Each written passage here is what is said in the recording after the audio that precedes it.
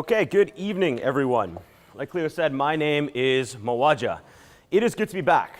I'm a professional speaker, marketer, entrepreneur, and I am an alumnus of Ryerson University out of the Ted Rogers School of Management. So it's been something that I wanted to do for a while, to come back here and speak to other students, particularly where it comes to public speaking in the business world, because that's a lot of what I do now.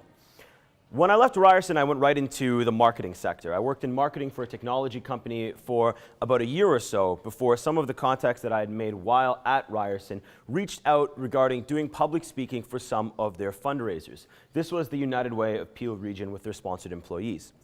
I did a session for them, and that led to another one, and it eventually allowed me to connect with Olivia Chow, one of the MPs in Toronto, who invited me to speak at her Jack Layton School here at Ryerson. And that was kind of what kick-started my journey into doing professional speaking and training professional speakers full-time, which is what I do now.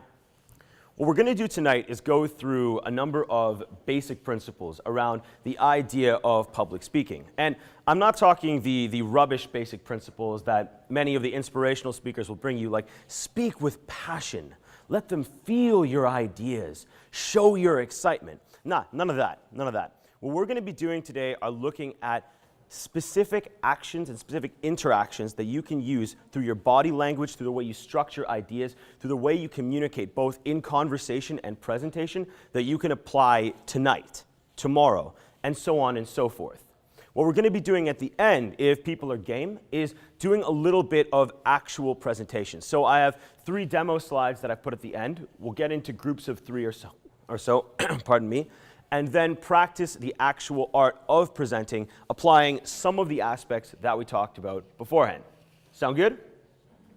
Cool. So before we get into the content, I want to ask just a general question for the floor. I like to keep these as interactive as possible. So in the same line as this, if you guys have any questions or comments or anything along the line, do not wait till the end.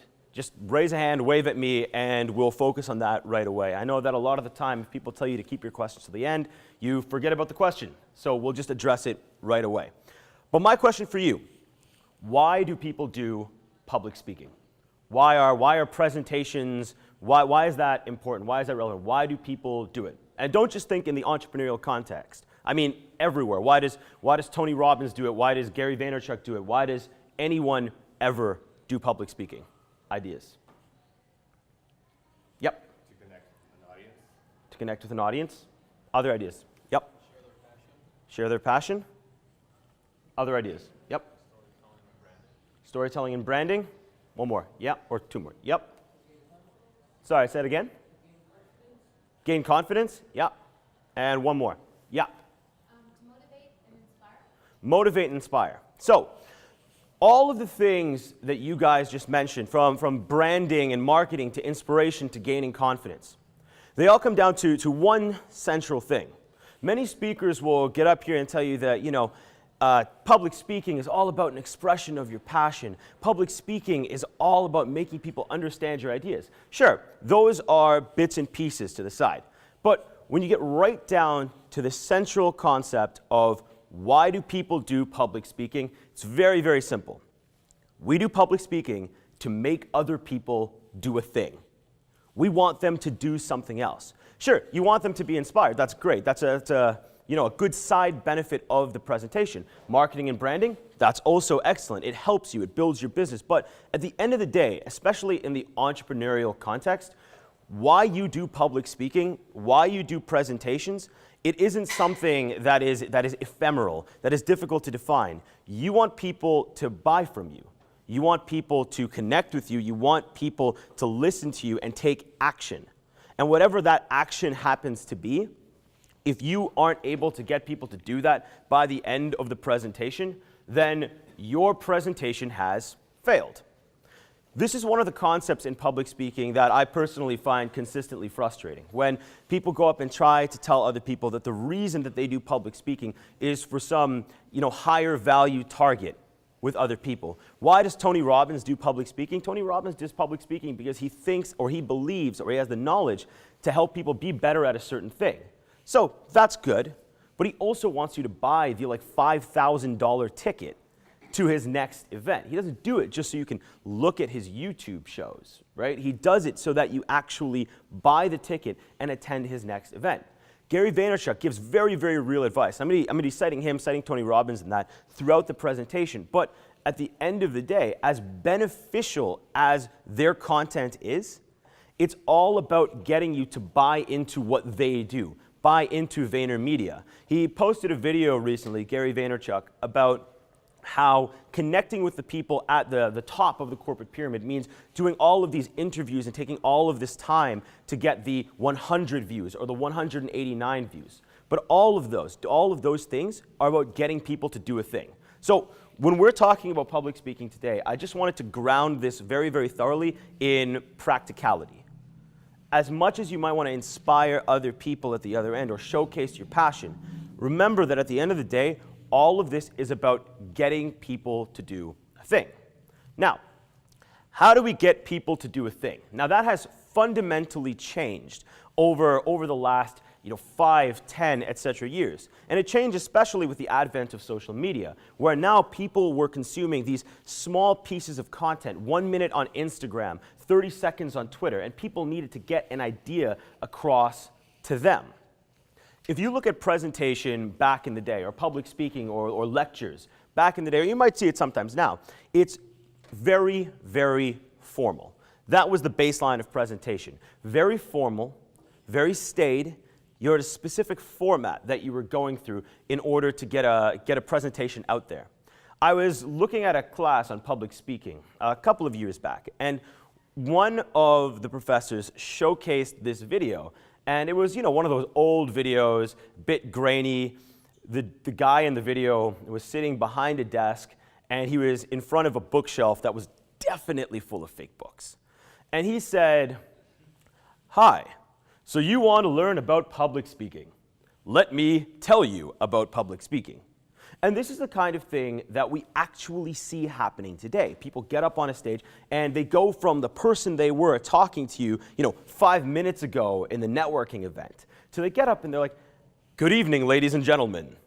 Today I'm going to teach you about marketing and how the levels of marketing can allow you to grow your brand." But that transition is something that people don't like, that they don't respect anymore. There was a balance where there was a sharp divide between presentation and conversation, where presentation was formal, it was very specific, you had your script. We see this still in the political forum today in many cases.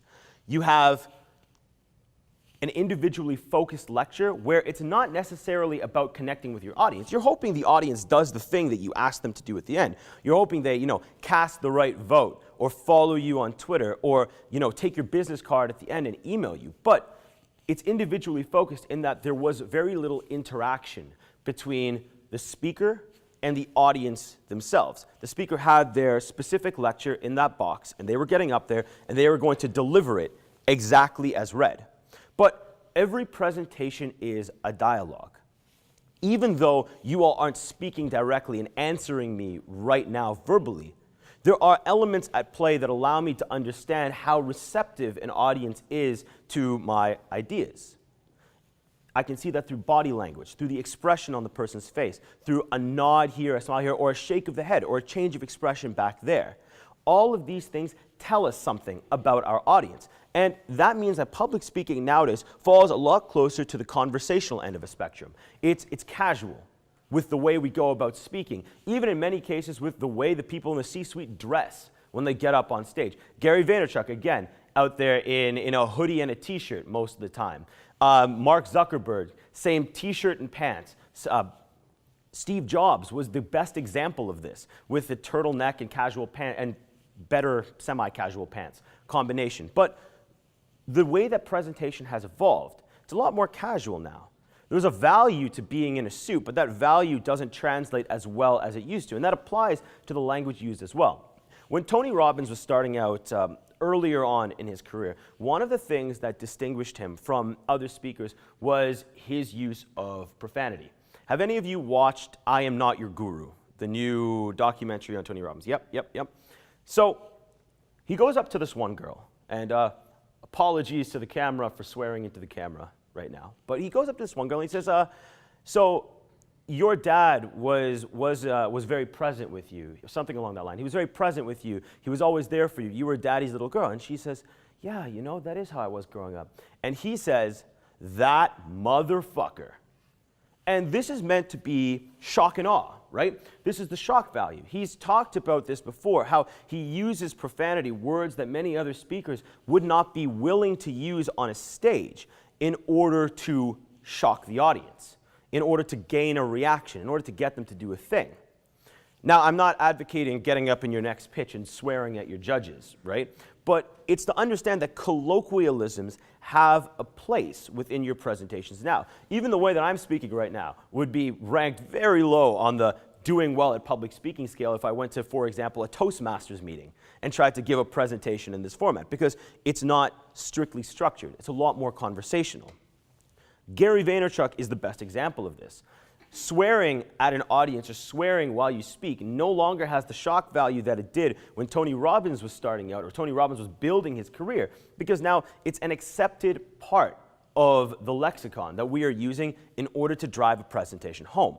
So it's getting a lot closer to the conversational side. It's casual, it's organic, meaning that the speaker needs to be able to react quickly to the changing temperature of the room with regards to their audience. They need to be able to understand what the audience is doing, how they're thinking, and not be locked into the script that they put together before they started this thing.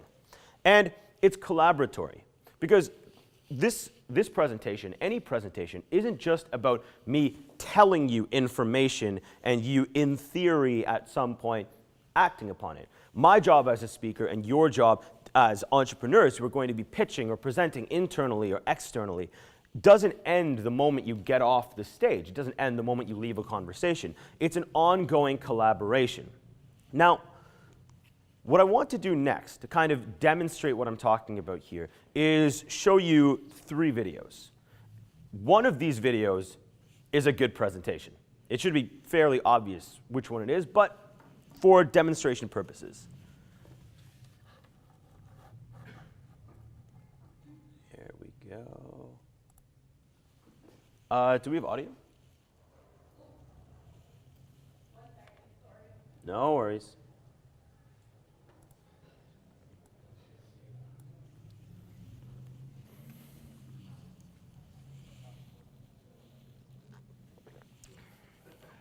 I've specifically chosen a few different people or people who are representative of organizations who characteristically one would expect that they're going to do this well.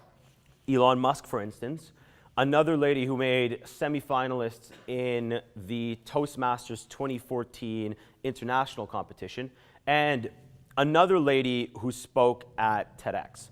What I want you to do is take a look, and then after each one, I just want to get a vibe on what you guys thought went well, what didn't go well, and, well, mostly what didn't go well, and what we should not be doing. Audio? Cool, cool.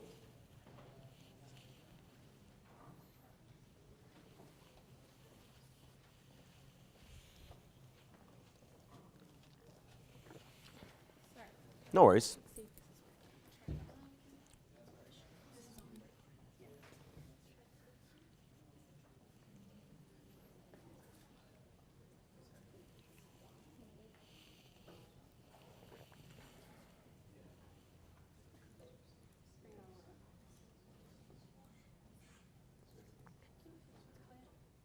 Yeah, you just click it in line right there.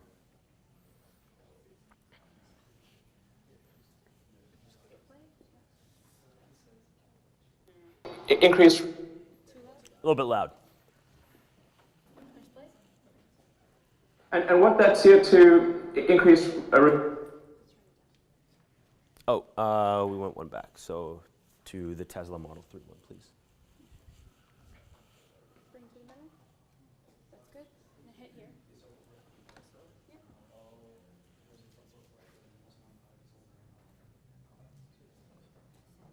Golden. And what that CO2 increase results in is a steadily increasing temperature. So we've already increased by 2 degrees. In fact, that doesn't tell the whole story because the extremes of temperature increased by as much as 20 degrees. And that line is going to keep going for some time into the future. It's really important. It makes a difference if we accelerate the transition to sustainable transport.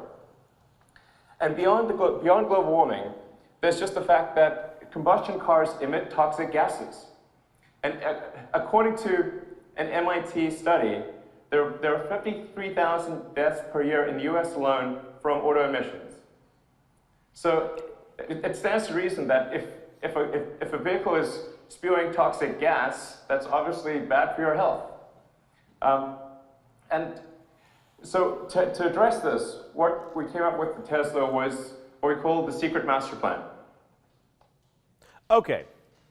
What was good about that? What was bad about that? Ideas? Yep. Can I stop before every new sentence? Because he was unsure what he's talking about. Yep. He was like stuttering a lot, so it was really hard to follow. Cool. The good thing about it is he's very informative. Like, he tends to stutter a lot when he's public speaking. Yep. I mean, like, in public speaking terms, it wasn't great with the stuttering, but the facts he was saying hit home. Like, it affects everyone. Like, For sure. It was very relevant. Cool. I found the stuttering kind of endearing. It made him look less like a powerful corporate mogul and more like your best friend. Cool. Okay. Now, that last one is interesting, right? You found the stuttering endearing because it made him less of a corporate mogul and more like your friend. Now, that works because he's super famous, he's very smart, and he makes a lot of money. I agree, right? It is endearing. It's an endearing concept that he has a much more casual way of interacting. But that only works because we know that he's Elon Musk and that he's, founded Tesla and SpaceX and all these other cool things. But if someone who was not a corporate mogul of any kind got up and gave a pitch, for example, like that, how many people would actually buy from them? Exactly. So everything you guys said, right? The facts were good. They drove home. They they affect everyone. But he's stumbling and stuttering and pausing before each sentence. All of that is correct. Now, obviously, I was not there when he was preparing this unveil, but my guess would be that someone, perhaps not even him, drafted a script of this is how your presentation should go. And he spent some time reading it, memorizing it, theoretically understanding it, and then he got up on stage and had to actually execute. And now, when you watch that, you can see the clear lines where he's trying to remember the next fact, the next thing, the next concept that he's supposed to say. If we put this in the terms of, for example, a business pitch of some kind, these are the people who are standing there with a slide deck, and as they wait for each slide to go from point A to point B, there is silence. They don't continue the conversation because their slides are leading them. They don't know what's coming next, or they're not certain about what to say next until the slide takes them there. And that's something that we need to avoid. Now, let's look at the next one. I chose this one because in many ways it demonstrates the version of public speaking that has been somewhat pervasive within the industry, and that this is how you tell a story, this is how you present.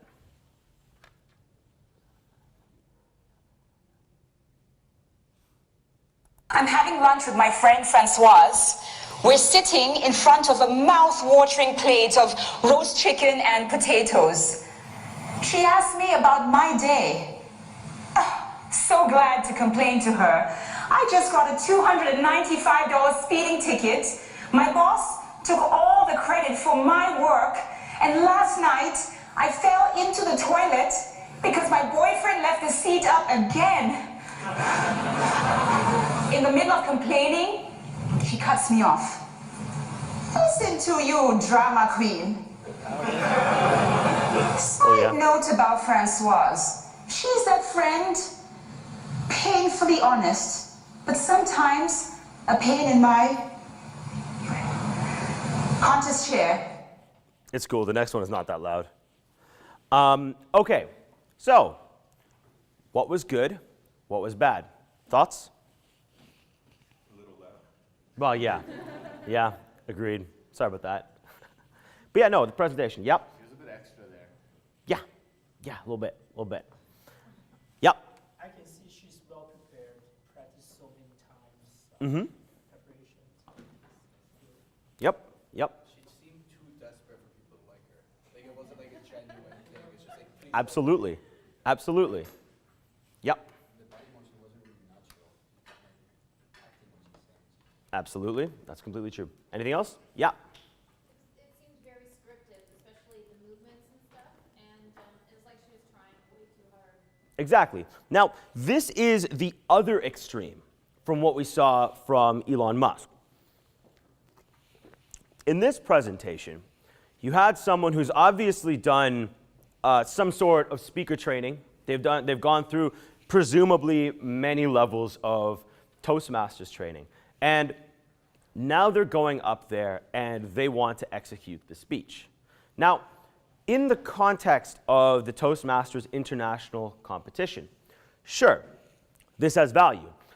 Clearly it had value because she made it to the semi-finalist section of this competition. But once again, put yourself in the context of a pitch. Put yourself in the context of trying to explain something about company culture to your staff.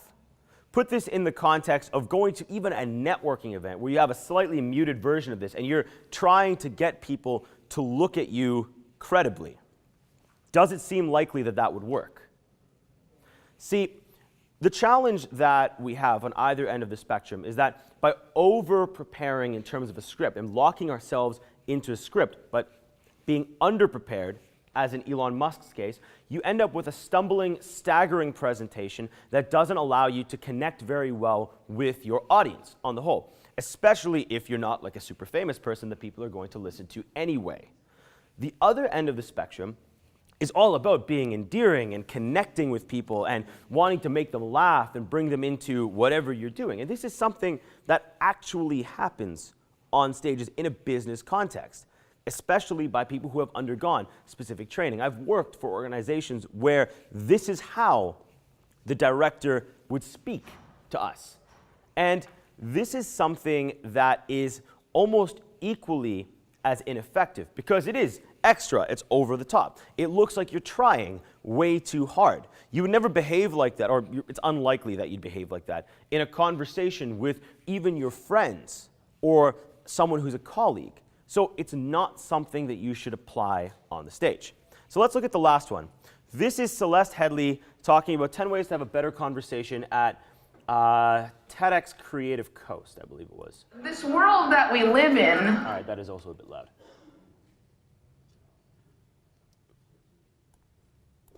Let's try that.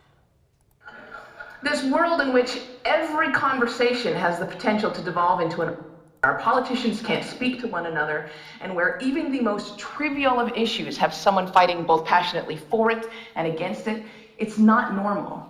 Pew Research did a study of 10,000 American adults, and they found that at this moment we are more polarized, we are more divided than we ever have been in history. We're less likely to compromise, which means we're not listening to each other, and we make decisions about where to live, who to marry, and even who our friends are going to be based on what we already believe. Again, that means we're not listening to each other. A conversation requires a balance between talking and listening, and somewhere along the way we lost that balance. Now, part of that is due to technology, the smartphones that you all either have in your hands or close enough that you could grab them really quickly.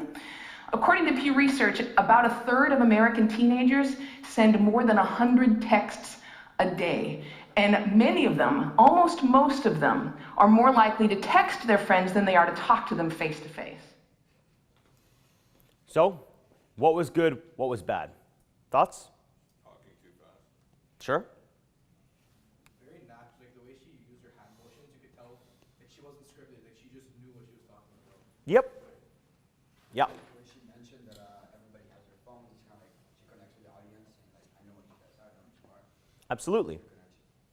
So, is it fair to say that the way that she delivered that presentation, the way that she referenced facts within the presentation, which is something that Elon Musk did as well, mirrored somewhat closely what a chat with her might be like, or a conversation with her might be like? Sure, a little more formal, she's on the TED stage, but it was close. And that's what we want to get to.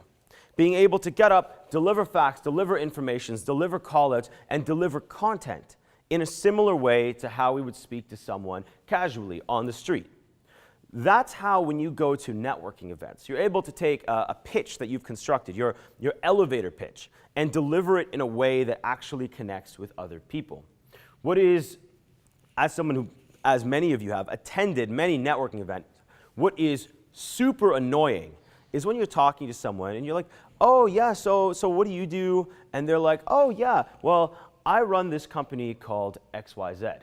Now at XYZ, we do ABC and we do it well. We do it all the time in order to access this sector of the market. Our target market are these people, and we believe that within a year, we'll be generating these revenues. How was your day?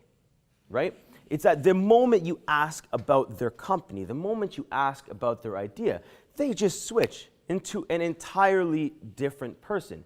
And that person, everything that person is doing in that moment is about almost bullying you with their words, into getting you to buy their stuff or to ask for a card, right? And we see this all the time at networking events where professionals are coming in, and all that they're trying to do, their purpose at the networking event isn't to look for a collaboration, isn't necessarily look for a connection. It's all about trying to figure out within a couple of seconds whether that person's going to buy into their stuff or not, and if not, then it's on to the next one. I attended an event a few times called Swift Networking by Toronto Social Network, and there was a sharp divide between the people who were the serial entrepreneurs who had done business in this fashion before, where they were able to very casually lead into what they do, why they were doing it, and what they hope to achieve. And the younger entrepreneurs with less experience. And I myself have been totally guilty of this when I first started out with the whole concept of doing consulting on a professional speaking level. Going in there, and then the moment someone asks you what you do, you just switch into this completely scripted 1 to 2 minute on your idea, on your business. And I mean, no explanation in a networking event should take you 1 to 2 minutes. It should be like 15 to 20 seconds, and then you ask new things about them because it's collaboratory. And so that's kind of what we want to target. At the end of the day, all of these elements on what presentation is right now is about being credible, seeming credible to the person at the other end of the conversation. Because while you are doing your analysis of what do they do? What can I probably get out of them? Will they buy into my stuff? They are also doing that analysis of you. Your ideas might be fantastic, like you're going to change the world, but if you can't communicate that effectively in a way that people actually want to listen to, then that's going to be a problem. Now, there are two kinds of credibility. There is technical credibility and there is perceived credibility. I mean, I've entirely made up the terms technical and perceived credibility, so I'm sure other people have opinions on the other kinds of credibility. But for the purposes of this, two kinds of credibility: technical credibility, perceived credibility. Now, technical credibility is your resume. This is everything you've done, your degree, your work experience, startups you founded in the past, work you've done with other people, your blog, your Instagram, all of these things are technical credibility. If I look at your stuff, if I look at your content, if I look at your LinkedIn profile, your resume, or your website, do I believe that you know what you're talking about? But that's all fine, right? You can connect with people and you believe that they know what they're talking about. You believe that they are in a position to help you or to bring you to the next level, or that you can help them. But all of this information is both really easy to, market and finesse in terms of the verbiage to make the person sound way more credible. And at the same time, it matters very little if you can't connect with them as a person, even if everything on their resume is entirely accurate. This is where our judgment call in perceived credibility comes into play.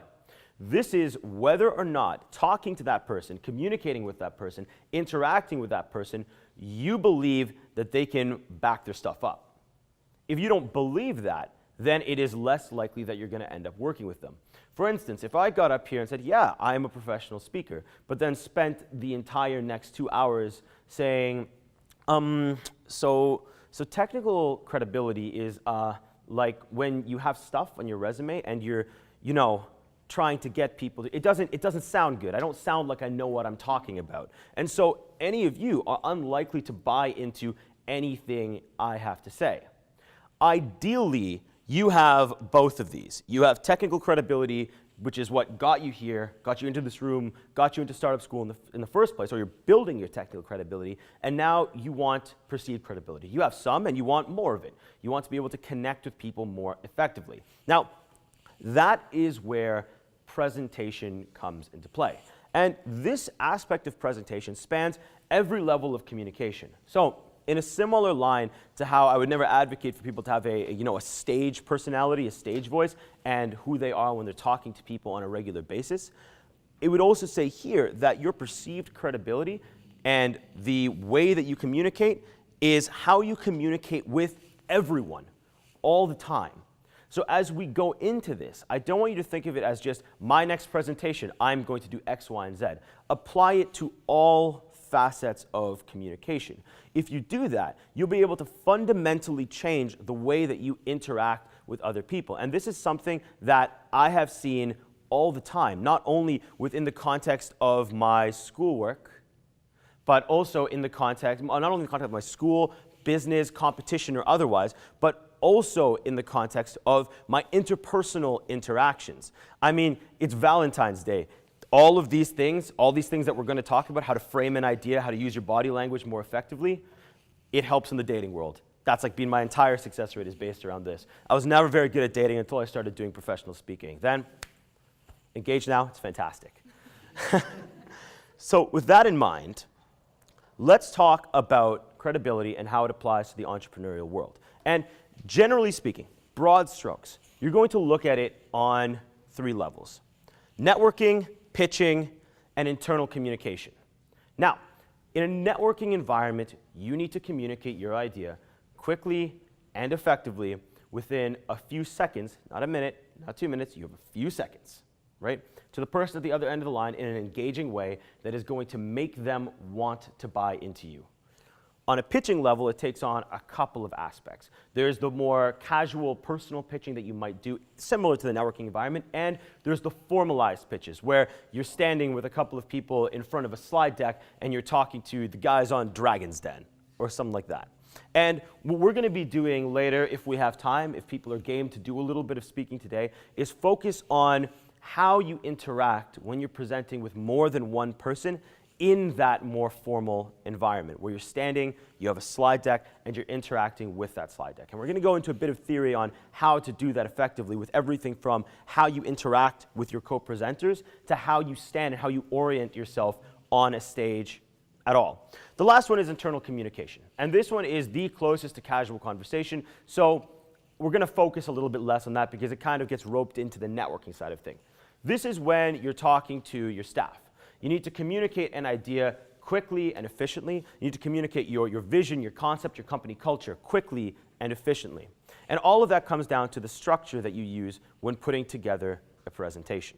So with that in mind, let's go through some basic principles. Now, I say basic principles as if this is a thing that many people do, but it's stunning how often communication and similar soft skills fall on the wayside as people are going into the business world and interacting within the business world. It's amazing to have the ideas that are going to change the world or want to change something within a company, but in every environment, there is a certain degree, a high degree even, of inertia going from where the company is right now to where you want to take it. And I'm not just talking like pitching your idea to a venture capitalist. I'm talking you even get a job with another organization. You go in and you're like, man, I'm going to change the entire marketing department. It's going to be fantastic. We're going to implement all these systems. We're going to have new metrics. We're going to have this entire thing. And then you actually start doing it, and you realize that even though you as an outsider are able to identify all of these challenges, yes, talking from personal experience here, you're able to identify all of these challenges. The company itself, even though they might say, yeah, I see that, they're not so willing to change right away. It takes time, it takes inertia, and it takes overcoming inertia. And part of the challenge with that is the ability to communicate your ideas in a way that cuts through a lot of that red tape and gets down to the heart of the issue in a way that is compelling, that allows people to buy into you. So these two basic, the overarching basic principles seem fairly broad right off the top. Clarity in your manner of speech, and confidence with the way you present. Now, confidence doesn't just mean getting up and saying your idea with a lot of enthusiasm. Clarity doesn't just mean speaking clearly or enunciating. All of those have a role, but the thing that anyone who's in a speaking environment needs to remember is that the way that you see things, the way that you think is the clearest way to communicate, the way that you think looks confident to other people, isn't necessarily what they think. Now, authenticity plays a massive role in the communication world. Everybody wants to see the real insert person here. But at the same time, when you communicate your authentic self, and again, speaking from personal experience, your authentic self, your authentic baseline way of talking to other people might not be the most effective way to get people to take action. And remember, all of this is about getting people to do a thing. So like, there's a lot of value to being, yeah, this is how I speak, this is how I am. That's great, except where people don't buy into you because you didn't speak in a way or communicate in a way that connected well with them. So on the clarity side of things, miscommunication kills presentation. If you are pitching an idea and people just don't get it, they don't get what you're saying, they don't understand, they don't see how it's going to change things, then your idea is going to fail and your pitch is going to fail. I was attending a pitch competition a few months ago, and there were, amongst many cool projects, there were a couple of them that stood out. One of them was a way to automate garbage and recycling disposal within the city of Toronto, so that people could just toss it into one bin and it would just distribute it. Another one was a system to connect indicators on a bicycle to your phone so that you could navigate the city more easily without having to take a handoff, without having that form of communication with the cars around you. So in theory, to reduce the number of automobile bicycle accidents. Another one gamified the hiring process using what was essentially a cardboard triangle.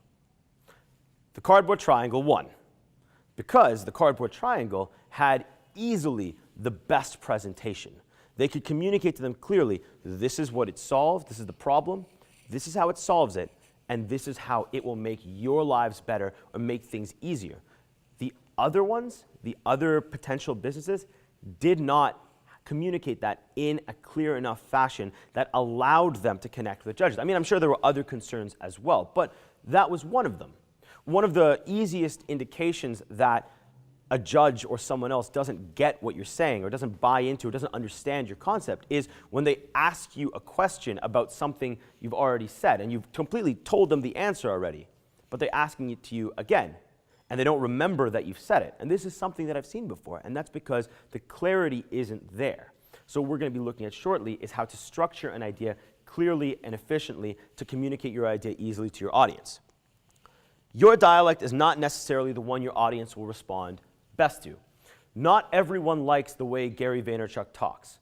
There was, I think, on one of his Ask Gary Vee shows, someone sent him a question asking whether or not swearing damages his credibility, or whether he thinks it damages his credibility. And I mean, his response was full of swears. But at the end of the day, the point was that he said that he's at the level and he understands his market and that that's the way he wants to communicate to them.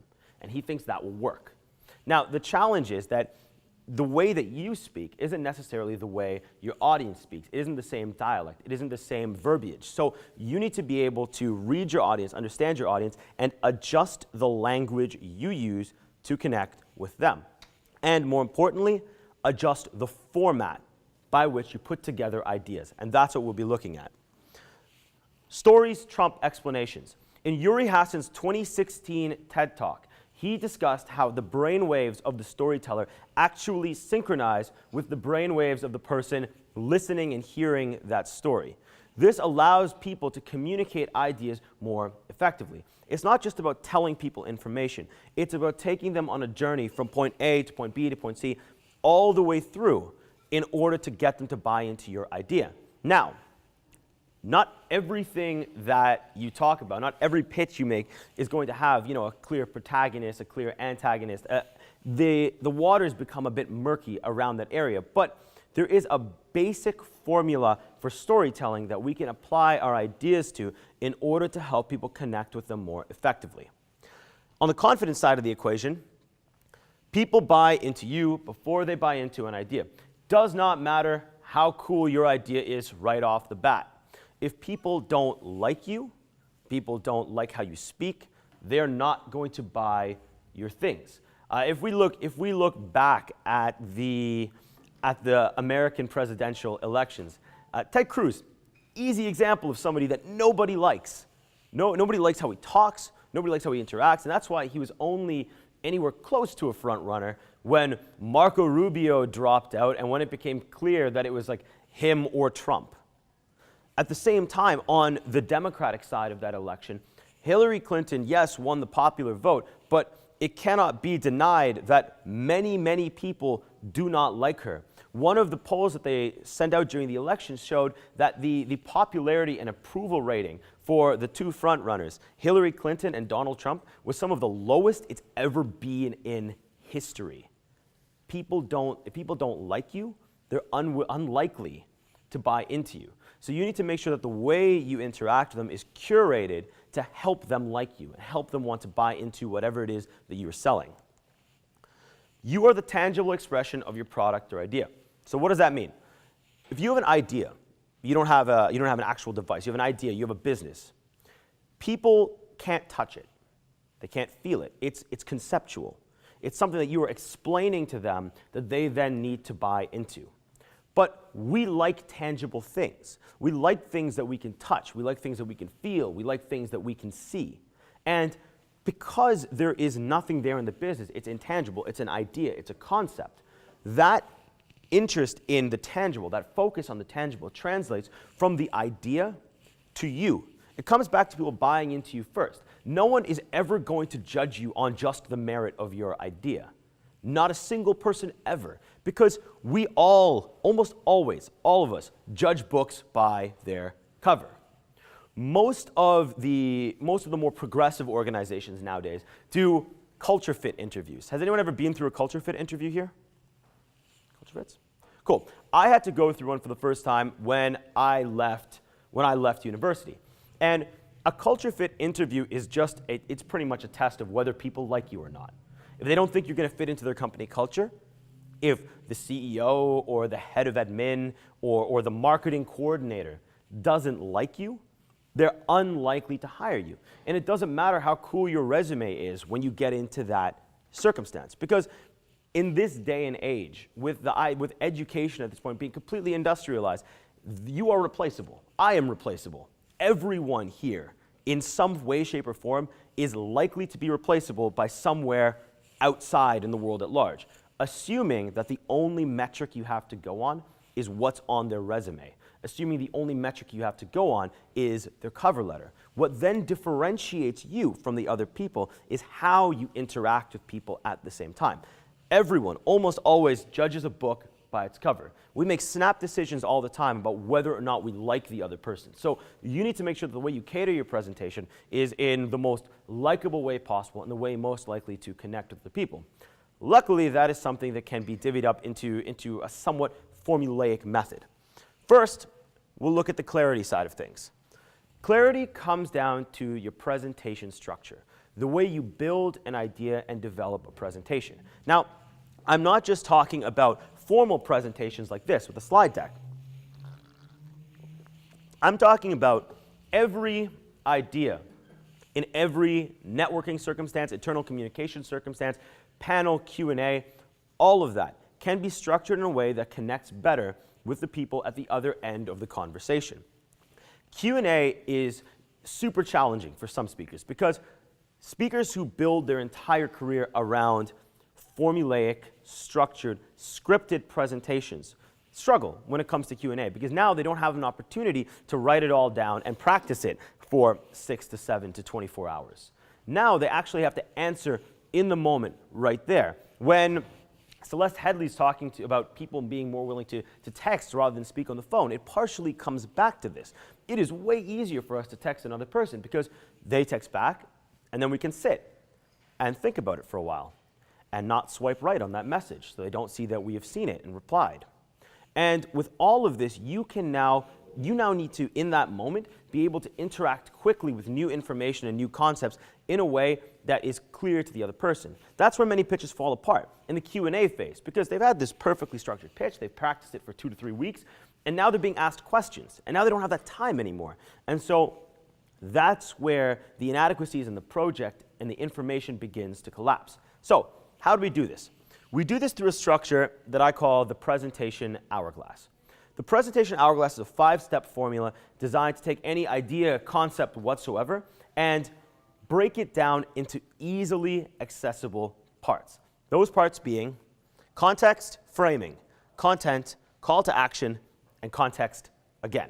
So let's go through each of these in turn. All of these are designed to take the audience on a journey not dissimilar to that of a story. And I'll use, have we all seen Harry Potter or read Harry Potter? Some form of fashion. I'll use Harry Potter as an example, taking it on a story level. So, context. There is something in the world that you don't like. A challenge that exists, something that is not going well for other people. And you have an idea that is going to change that. Now, if I just came up to you and said, "Hi, I teach professional speaking. You need professional speaking." I have given you no reason for this. I haven't told you why. I haven't told you that there's a problem of any kind at all that exists in the world. I've just told you, yeah, everybody needs it. Everybody needs public speaking. Everybody needs to invest in fintech. Like, everybody needs to, but no context. I've given you no actual reason beyond my own statement that this is why something should happen. The context gives you the status quo. It outlines a problem that exists in the world today that you, through your business, through your organization, are going to solve. This gets people in the frame of mind and prepares them for the interaction, prepares them for the conversation so that they know why something matters. So, for instance, I could say something along the lines of, one of the biggest challenges in the workplace today is that for all the knowledge and information that people within universities and colleges are coming out with, there is a distinct challenge in that there is a failure to be able to communicate those ideas effectively to other people. This is due to the fact that we don't focus enough on training people in soft skills. Now, I have given you a reason for why what I'm about to tell you is relevant because of everything that I just said, everything that I just explained. Without that, your idea holds less weight because you haven't brought people on the same wavelength. You haven't brought them to the same level to understand why what you're saying matters. The next one is framing. So this is kind of like a roadmap for your presentation. It's that old concept of tell people what you're going to tell them it, then tell them what you told them again. Now, that format is a bit redundant, but framing still has an important role within the presentation context. It has an important role because of the way that we remember information. We remember best the last thing that someone told us. We remember things in a linear timeline within our minds. Whatever happened most recently is what we're likely to remember the best. But in a presentation context where you're trying to deliver complex information to an audience of people, having them only remember your last couple of slides, having them only remember the last pieces of information you're bringing them, not super useful. Because they need to know all of the information in its entirety to be able to make a decision on your project, on your idea, on your business. This is where a judge might ask a question and ask for a piece of information that's already been answered because the way you set up your presentation isn't conducive to them remembering the whole thing. So how do we go about doing this? It's simple. We list the subjects that we are going to address with that person before we address them. This is the agenda slide that you'd usually see in a presentation, but realistically, this is something that can be done completely verbally. So, going back to my example about public speaking, I believe that there are three major ways that we can go about optimizing the soft skills and communication aspects of the business audience at large. One, we're going to focus a lot more on bringing people from the older perspective on what presentation was to a more conversational presentation that they can apply in the workplace on a regular basis. Two, we need to focus on having institutions internally within the organization to ensure that everyone who's coming in gets the requisite training that they might not have gotten in their post-secondary education. Three, we're then going to run a marketing campaign of some kind to promote this idea and pay it forward to other organizations. I've told you three topics that I'm going to go into. Now, what that does is it changes the framework of your presentation. No longer are they just listening from the first thing you said all the way to the last thing. You've created files within their mind into which you're going to place new pieces of information each time. Now, let's take this to a conversational level. Someone says to you, I think Donald Trump is the best president the United States has ever had, right? The immediate thing you want to do is say, what? Are you kidding? In less polite terms, and then go into all the reasons that you think that Donald Trump is not the best president ever. But that is not a super effective way to run that argument. That's not a super effective way to run that discussion. Instead, what you might want to do is, I'm not sure I really buy into that for a couple of reasons. One, I feel like Donald Trump's relationship with Russia is a bit questionable. And two, he still hasn't released his tax returns, which makes me wonder about all the business acumen that, in theory, has prepared him for this job. Now, when we're looking at the Russia thing, so I told you the two major points, and now I'm going to delve into them further. So I've prepared you. I haven't just given you, a slew of information, a stream of content that you now need to pick through as the person listening to me. I've actually given you two major topics that we're going to discuss, and now I'm going to go into each of the topics. Now, this might feel a bit constricting at first when you're communicating with other people. And with your friends in conversation, I mean, you do you. But when you're in a networking environment, or when you're trying to communicate especially a complex idea, like what your business is and what it solves, to another person, you cannot expect that person is coming in with the same knowledge or experiences that you are, and so will not necessarily pick up information in the same way. So doing this for like a second, just going through these two concepts, is generally enough to get them on at least approximately the same level. Make sense? The next one down is content. This is fairly straightforward. I've given you three major topics of discussion, and now I'm just going to fill them. I'm just going to talk to you about each of them in turn. When you're in a pitch context, the framing that you're going to give them is you would talk about, for instance, the problem that exists in the status quo, your idea and how you're going to solve it, your financials, your marketing perspectives, how it's going to drive revenue for them, your projections of growth, etc. So that's what fills that area. That's all the information that you've brought to the environment. The next thing is your call to action. Now, the call to action is interesting because it's one of these things where most people, most speakers will tell you, put your call to action at the very end. Because people remember best the last thing that you told them. In theory, that makes sense. But the challenge is that people want to know why. They want to know why they should do this thing. You have told them at the beginning that there's a challenge that exists in the status quo. And it's a challenge that your idea is going to solve. Then you've taken them through a whole bunch of information about how and why your idea has value. Now, the action step is the thing that you want to get them to do. This is the entire purpose of your presentation. A presentation that lacks a call to action, lacks a change that you're looking for in your audience, is pretty much a waste of time. Even the informational presentations. I mean, what I want you to do from this is act on these ideas and use them to optimize your presentations, optimize your communications. The steps that I want you to take are to actually use this and to use the couple of constructs that are going to follow in terms of how to optimize your body language. But if your presentation doesn't have that, if it doesn't have a distinct call to action for what you want from your investors, from that venture capitalist, from that person you met at the networking environment, then your presentation or your explanation even has been a waste of your time and a waste of their time. So you need to make sure that that exists. The reason we do not put it last is that we need to remind people why they're doing this again. You've just given them a whole lot of information, but at the end of the day, that why isn't a higher order thing about how it's going to better society. The why for an investor is that they're going to make a big return, in theory, on whatever they're investing in for you.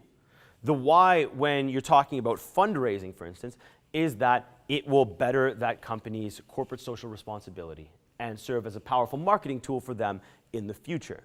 So discover what your audience's why is. Why should this matter to them? And then remind them of that right at the end. The call to action is part one. You're telling them what you want them to do. You've given them a higher order reason for why they should do it, but now you want them to buy into it. So going back to the public speaking example and skipping the content part, because that would take forever. Call to action. So what I believe our next step should be is to begin by implementing an internal company system to ensure that all new recruits are trained in the art of professional speaking and communication. Now going on into context again. For us, that will ensure that we have an organization full of high-level communicators capable of being internally or externally facing. It will serve as quality control to ensure that when we have new people coming into our organization, they are trained in the ability to communicate effectively across channels, and it will allow us to grow culturally as an organization. I'm reminding them why, if they take this step, they will get benefits, internal benefits. It stops being about the other person. It stops being about the higher value or the challenge you're going to be solving at that point, and it becomes about the person at the other end of the conversation. In a pitch context, that means not just saying, so what we at company XYZ are asking for is X amount of money for Y stake in our company. It's not that. That's your call to action. That's what you want them to do. But now you need to remind them, yeah, and if you do that, these are the returns that you are going to get. Bringing it back to the person at that conversation and how selfishly it's going to help them. And this is all designed to follow the route of a story. If we're talking, for instance, about Harry Potter and the Philosopher's Stone, at the very beginning, this wizard, Dumbledore, drops this baby on this doorsteps, and he says, hey, this is a baby that survived a dark attack from this big wizard, and the wizard is probably not dead. So he's going to come back at some point. Hopefully he'll be safe here. And that just gave you context. There's been an attack. This big bad attacked this kid, and it didn't go very well. And now he's given you the framing for the rest of the book. This dude probably isn't dead. He's going to come back. Hopefully this kid will be safe. So now, after reading less than a chapter of the book, you are now fully prepared to engage with the world that has been presented for you. Then Harry Potter goes through a number of trials and tribulations at school before eventually getting to a point where he has to face off against Lord Voldemort again. He has to face off against this big bad again. Oh, spoiler alert if anyone hasn't read Harry Potter and the Philosopher's Stone. After that, after succeeding in that interaction, after his call to action in that moment was that battle between him and the Dark Lord who attacked him at the beginning of the book, we now get context again. The guy still probably isn't dead. He's probably going to come back at some point. And so, again, you need to be prepared. But you've done pretty well so far.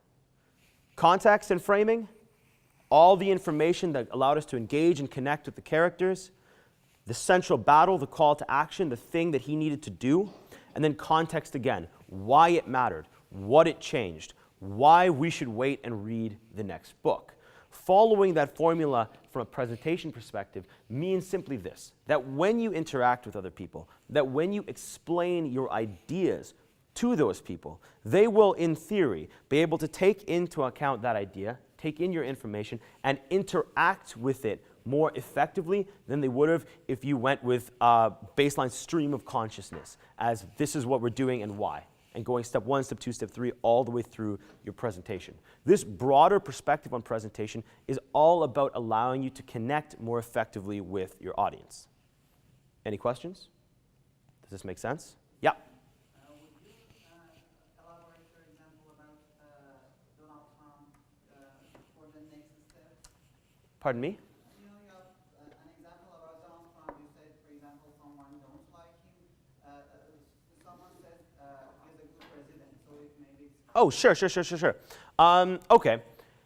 if I wanted to go through the same process, I'm going to skip the content section again, because again, that would take a while to go through each level of it. But if I was going to apply the hourglass to that example, person A says, Donald Trump is the best president ever. And I disagree. I'm going to say, I'm not so sure. I'm not so sure that I believe that for a couple of reasons. One, I think Donald Trump is too closely related to Russia, and we have questions about that interaction. And two, partially because he won't release his tax returns, we don't necessarily know if the business acumen that he built his platform on actually exists. I mean, if we're looking at the Russia deal, so now I've skipped that part and I'm going into some light content. I've framed it for you, the question, response, now I'm in content. If we're looking at his interactions with Russia, we see a cautious amount of engagement with Vladimir Putin, the person leading Russia. We see the fact that his communications with him and the communications between his staff and the Russians potentially open him up to, for instance, blackmail. Even today, his advisor to national defense actually resigned because he misrepresented the degree of his communications with Russia, and they believe that he might be open to blackmail. On the other side of it, if we're looking at the concept of how good is Donald Trump at actually being a businessman, mathematically speaking, if he had just invested the amount of money his father gave him instead of trying to go into all these business ventures, he would actually be better off now financially than he is at this moment having engaged with business. Moreover, if you look at how you value himself as a brand, he puts his own brand at something like 10 million or a few $billion, just the name Trump. We're not necessarily seeing someone with that high degree of business acumen. We're seeing someone who's been clever enough, or has clever enough people around him, to showcase an image of himself to the world. So what I really believe should be done as a next step is that, I mean, first of all, America is going to have to be very cautious and potentially, if at all possible, look at the concept of impeaching Trump. If we do that, yes, we'll be stuck with Mike Pence, which is unfortunate. But at the same time, it's an opportunity to get someone who is obviously ill-equipped for this position and is surrounding himself with poor influences for the American people out of office. So, what I've done there, they asked me a question about Donald Trump, and they said that they think he's the best president. My context was just saying, I don't believe that, and here is why. Then I gave you the two reasons: interaction with Russia and his potentially poor business acumen. Then I went to content. I explained the first one fully. Then I reminded you what my second point was. I told you the next point is the business thing. And then I went back to that, went through the business example, and then told you my call to action, what I believe we should do, and this at the same time takes the conversation one step further. I didn't just respond and leave it at that. I took the conversation one step further with the call to action and said that I believe we should look at, for instance, impeachment. And then going from that point, I went into here's what I think the benefits will be to everyone afterwards. Does that answer your question? Make sense? Yep. When you're talking about those individual points, like I guess the headings or whatever, would that be reframing it? Yes. So folder 1, folder 2, those are the frames? Mm-hmm. And then when I go into the content section, I reiterate that information. I reiterate it to show for you what folder do I think this belongs in. Make sense? Any other questions? And that is figures related to the time you are going to spend to this part. Pardon me? And this figure is Mm-hmm. related to the time you are going to spend on different parts of this. Oh, is the figure related to the amount of time you're going to spend on different parts? Not necessarily. It's not to scale. It adjusts based upon what you're doing. Like in a more complex situation, you might need more time to give context for what's happening and why. Your roadmap, your framing will always be fairly short, as it should be. You shouldn't be spending too much time on that. Realistically, the content section is probably the biggest section there, followed by giving context again at the end as you demonstrate why what you're telling them to do is a good thing and how it's going to benefit them. Does that make sense? Cool. My opinions on Donald Trump are in no way representative of Ryerson University or startup school. Just saying for the camera. Okay. So that's clarity. That's the rundown on how you put together information in a way that allows you to connect more effectively with other people on an informational level. Does that make sense? Cool. The next part about this comes down to confidence. Now, this is how you talk to other people. This is how you communicate with other people. And this is, in a very real way, all about your body language, all about how you interact with other people. Now, each and every one of us have idiosyncrasies. We have things that we do that help us communicate. Some people talk with their hands more than others. Some people don't. Some people like to pace when they speak. There are many and varied options. But what we want to do here in the next 3 diagrams is give you a foundation.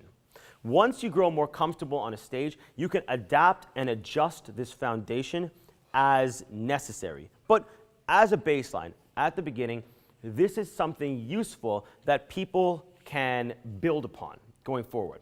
So think of all of this as a foundation for the body language that you're going to use to interact with investors, networking, other people in future. This is called, or I call it, the presentation acoustic. Now, what this speaks to is the fact that your body is an instrument, like any other woodwind. Its shape, its format, how you move air from your lungs and out of your mouth, all of that changes how your voice is going to sound and how people are going to perceive you at the other end of that conversation.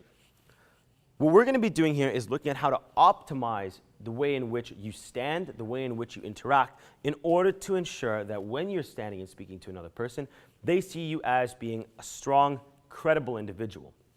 And the first part about this is planting your feet.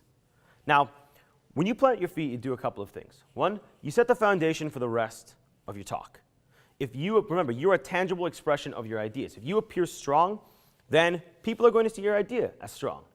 But if you're leaning from side to side, taking half step forward, half steps back, rocking on your heels, there's this one thing that almost every female speaker I've ever seen when they're learning has done this one thing, which is doing this while they speak and presenting like this. I have no idea why. This is like a very uncomfortable way to stand. There you go. But yes, standing in this format, or worse, out and then back, and then out, and then forward, and then back. And they do this throughout the entire presentation. Yeah. Okay. The window is finished. But yeah, so this is something that in every sense, leaning from side to side, doing half steps forward, half steps back, crossing your legs, all of these things weaken your foundation, and visually they are annoying for your audience. It's an annoying thing to see. You do not want to annoy your audience.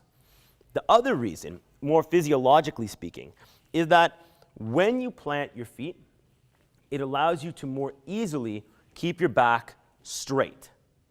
Keeping your back straight is part of setting the foundation. It naturally squares your shoulder and prepares you for the interaction with that other person. The moment you're leaning or slouching from one side to another, you weaken your position visually. You end up inadvertently slouching your shoulders, and in so doing, you compress your lungs and diaphragm. And that's the next part of this. Breathe from your diaphragm.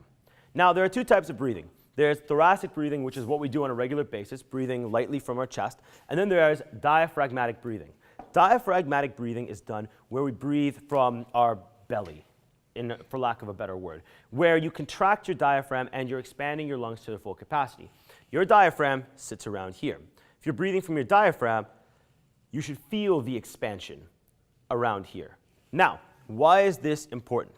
It's important because the sound of your voice matters. It's also important because as your audience grows larger, your capacity to project your voice without getting super loud or super high pitched in terms of your voice is something that also matters.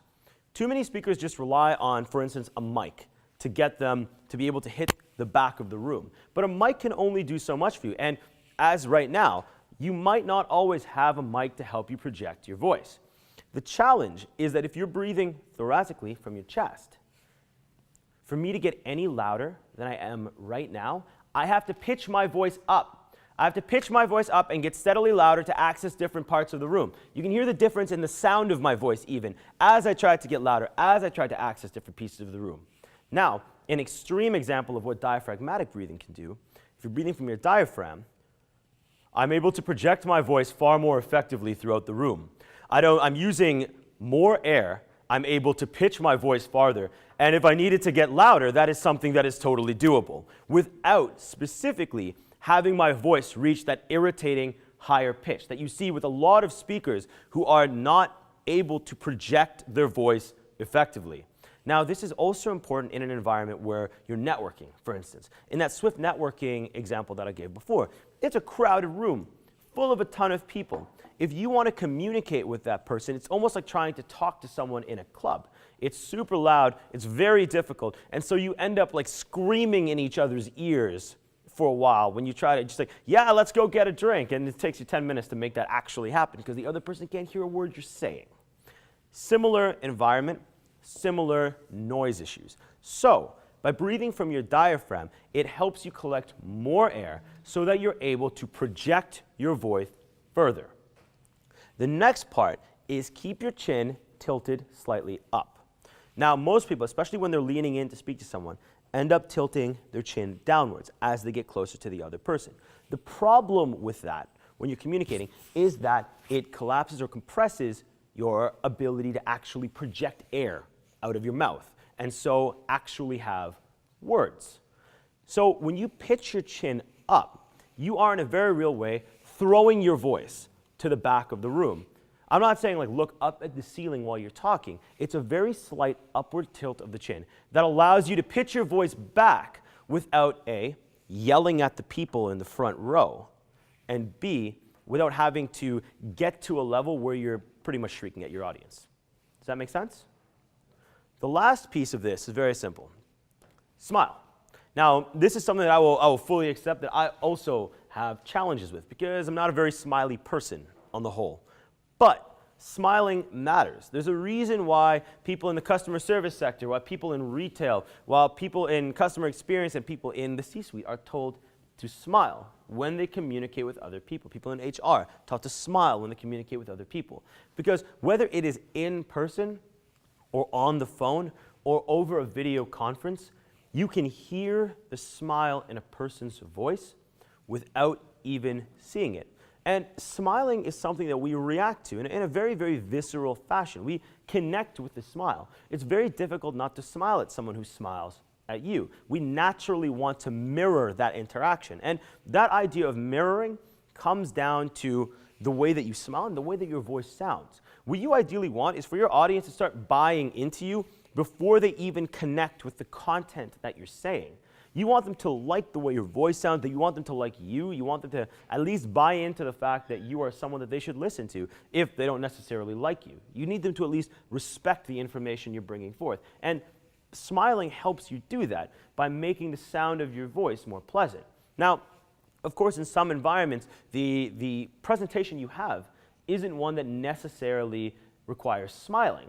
But what I would suggest here is figure out where your base is in terms of the smile that you're willing to use on a stage, and then adjust it more or less by degrees, depending on the topic of information that you are bringing up. With that, you have the ability to control the emotional temperature of the room. As you reduce your smile, people recognize it's a more serious topic. As you get to your call to action, you want to increase your smile to show, yeah, man, you guys should totally buy into the things that I'm saying right now. Because you want people to buy into your ideas. And part of that is by tapping into these physiological hacks that allow people to want to connect with you more intimately. Make sense? Questions? Yeah. You know, sometimes when you get like really passionate about something, you start like speeding up and like, is that like a good thing to do or a bad thing to do? It's a good thing in degrees, and now you're getting into a bit of the nuances within a presentation. So I, for example, might speed up slightly when I'm getting to that point, but it's very, very slight. The challenge that people experience when they do what you're describing is that, yeah, They're getting really excited, so they start doing three things. Their hands become more rapid, their voice pitches up in volume, and also the pitch is a little bit higher, and they start speaking really fast because they're like super excited about how cool their idea is. Not conducive to the other person buying into it, because your excitement only has relevance in as much as it shows that you're committed to the project. You don't buy someone's stuff because they're excited. I mean, just because one of the street vendors came at you and was like super excited about the pamphlet they were holding doesn't mean that you'd buy into it, right? And it's I'm being somewhat facetious, but it's a similar scene with someone trying to buy into your concept. You're excited about it, sure, but they don't know why they need to be excited yet. So you just being excited at them isn't inclusive. It doesn't bring them into it. It just shows them an emotion that you happen to be expressing. It's kind of like, and I use anger specifically because there's a lot of people who, from a speaking perspective, confuse anger and passion in terms of how both sound. When someone comes at you or talks to you about something, and they're just really, really angry about something that you think is just so trivial. Like they're mad because someone stepped in a puddle and it splashed a little bit on their shoe, or they got a drop of coffee on their shirt, and they're like enraged. But you're like, man, there are real things going on in the world. I care so little about this. You can understand that they're angry. You can understand the concept that conceptually they are now mad because this fairly minor thing happened. Easy example, when Netflix loads too slow, right? You can get really angry that Netflix isn't loading fast enough, right? Or I get really angry if Netflix doesn't load fast enough. But my fiance would be like, Mo, calm. It's just a little more pixely than it was before. It's fine. We can still watch the show, right? It's that concept. Conceptually, she can see that I am mad, right? Conceptually, they can understand that you're excited. But unless they also buy into that, showing your excitement isn't super useful. So when I say we're getting into the nuances, it means that in that moment, as you grow more confident with the public speaking aspect, yeah, you can get, a little bit faster because you're excited about your idea, right? But you don't want to get to the point where you're like, oh my goodness, my idea is going to be so great, it's going to change the world, and man, you should totally buy into my stuff, right? There's that balance that you need to strike, and that's something that comes with practice. Make sense? Unfortunately, there's no definitive answer for how fast to speak. Just know that when you practice a presentation, and then when you say the presentation, you're like, and I'm making up these numbers, but it's what it sounds like to me with my clients, 3 to 5 times faster between when you practice a presentation and when you actually execute a presentation on the stage. So be aware that now if you want to go even faster when you're getting excited about your topic, now you're doubling something that's already faster than it was when you practiced. Make sense? Cool. Any other questions regarding this? Great. The next thing we need to look at is hand gestures. Now, hand gestures is always a bit of an interesting subject in the world of public speaking because there are many different perspectives on how to do it. So far, you'll probably have noticed from me that I keep my hands outside here, generally speaking, within this region of space. And then occasionally, when I'm answering a question or otherwise, I'll put a hand in my pocket and continue to gesture with this hand. Now, these are hand gestures that I have found work for me. Those are not necessarily going to be the ones that work for you. But there is a baseline of how to use gestures effectively that we can adhere to. And that's described by something that I call the sphere of engagement. This is the region of space around yourself that you want your audience's eyes. Eye contact is the primary form of visual communication during a presentation. It's not enough for them just to hear your words. You want them to make eye contact with you and connect with you throughout the presentation. It's how you show your authenticity. It's how you connect with that person more deeply. But just speaking at them and hoping that they make eye contact is a little bit difficult. It's not something that's likely to just happen because we're attracted to movement. We're distractible beings. If I did the entire presentation just talking to you like this, it would get boring for you very, very quickly because I'm not moving. I'm just standing still. You could be listening to an audiobook and it would do about the same thing, right? And when we listen to just audio, people in general, they tend to do other things. I mean, when we listen to music, it's relatively rare for us to just sit and listen to music. Usually we're doing something else. We're on social media, we're doing work. Even with an audiobook, same thing, social media, work, or otherwise. Nowadays, even with videos, when I have a video up on my computer, I'm also doing a bunch of other things. That's why in marketing, people are using a lot more video and audio now, because they know that people can consume it quickly and easily while multitasking. So we need to do something to keep our audience's eyes on us. And that's where hand gestures come into play. By moving constantly, we are more distracting than the rest of our environment. That's pretty much what you're playing at here. The rest of your environment is distracting. You want to be more distracting. That's how people focus on you instead of focusing on all the other things happening around you. But at the same time, you want to make sure that you're doing this in a way that is curated and connects more effectively with your audience. So there are a few rules to follow in getting this done. The first is that your hands should never stay in front of your body. And there are a lot of speakers who they're told to do hand gestures, so they do this. Speaking, speaking, speaking, speaking, speaking, speaking, speaking, speaking, speaking, and then they just keep doing this over and over again. Closing the book, opening the book, closing the book, opening the book, right? That is not a very useful hand gesture because it's redundant, it's repetitive. Eventually, it too gets boring. It also showcases that you do not want to connect with your audience.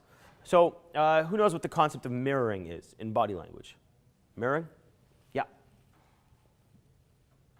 I'm too shy to answer that. Okay. Someone else. Yeah. Basically, when we're engaged with somebody and if we have a deep rapport, we start mirroring what they're doing. So if they move their hand one way or they cross their leg, you'll do the exact same thing. Exactly.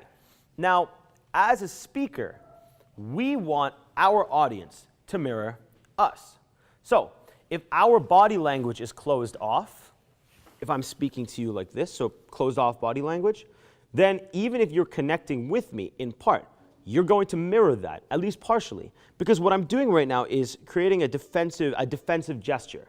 I'm closing myself off to the audience. It's a very primal reaction because it's protecting your viscera, it's protecting your belly, your internal organs. That's where it comes from.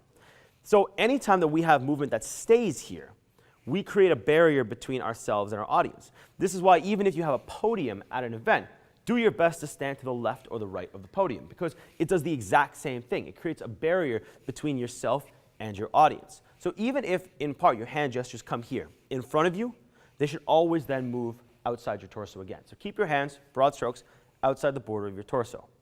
The next thing is you want to keep your hands above your waist and extend them no more than a few inches past your shoulders. The reason for this comes down to kind of the way that we follow lines. If you see a line on a ceiling, like we remember those old school buildings we had in like a high school and middle school with like the cardboard hatch tile ceilings. You get bored in a classroom, you get bored in a room with those grids on the ceilings, and I mean, you find yourself looking at the line and just following it to its conclusion because you're bored. You're just following the line now, or you're counting how many lines are on that pipe because you're bored. You're not listening to the person, so it's easy. Even like that pattern there, it's easy to follow it because it's a whole bunch of lines. And we do that. If we see a line, we tend to follow it. That's why arrows work. Because an arrow points you in a direction, you follow the line to its conclusion, and the line tells you, keep looking that way. Now, in this context, your arms do the same thing. If I have gestures that are way out here, in part, you're going to follow the gesture in either direction. Now, you're not looking at me. You're looking at the things that it looks like I'm pointing at. If I'm letting my arms dangle at my sides, it's impossible to keep your arms completely still. So you're going to end up glancing down continuously at my shoes over and over and over again. And you see this especially on elevated stages where you have a speaker that's walking around with their arms dangling like this, and you're thinking, man, those are cool socks. Really, those are really cool socks. I like those. Because their arms are dangling at the side. They're pointing you down towards their feet, where they should be attempting to draw your attention up to your eyes. So, by keeping our hands outside the border of our torso, above our waist, and extending it no more than a few inches past our shoulders, we allow ourselves the ability to move casually, fluidly, but draw the attention of our audience back up to our eyes. So if you watch the way that I'm speaking, you see I stay in this general area. Unless I'm pointing at a slide, I very, very rarely move my hands outside of this region of space, because this region of space attracts the audience upwards to you. It keeps your body language open, which helps, in part, keep the body language of your audience open to what you're saying. That makes sense? Questions? Good. The last thing we're going to talk about is eye contact. And with eye contact, we're going to look at it on 3 levels, because eye contact is complicated, and it's the thing that the most speakers do poorly. You need to connect with your audience, all of your audience. If you're at a pitch competition, for example, that doesn't mean just talk to the 3 judges at the front. You have to connect with everyone in the audience at large. Now, in the context of your career as entrepreneurs, you're likely to do this on a few levels. Interpersonally, one-on-one, be it with someone within your organization or in a networking environment, in a small group, so staff, or I suppose also a networking environment, or a larger scale audience, where now the number of people within the audience is so much that you cannot possibly connect with all of them. So I'm going to start at the individual, because it's kind of the most complicated. And then we're going to move up to the larger scale audience. So when people talk to other people and they make eye contact, the thing that they usually do is make eye contact for a bit, and then they look away. They glance at the floor, they glance up at the ceiling, they glance to either side. And they do this over and over and over again. And this is something that is distracting from the conversation, because eye contact is an expression of engagement. If you are engaged with someone, you make eye contact with them. When you are disengaged, that's when your eye contact tends to wander. Here is a really annoying experiment that you can do to someone you don't like. When they're talking to you, make eye contact with them a bit, and then just drift your eyes over one shoulder and hold it there for a couple of seconds is good. And then make eye contact again.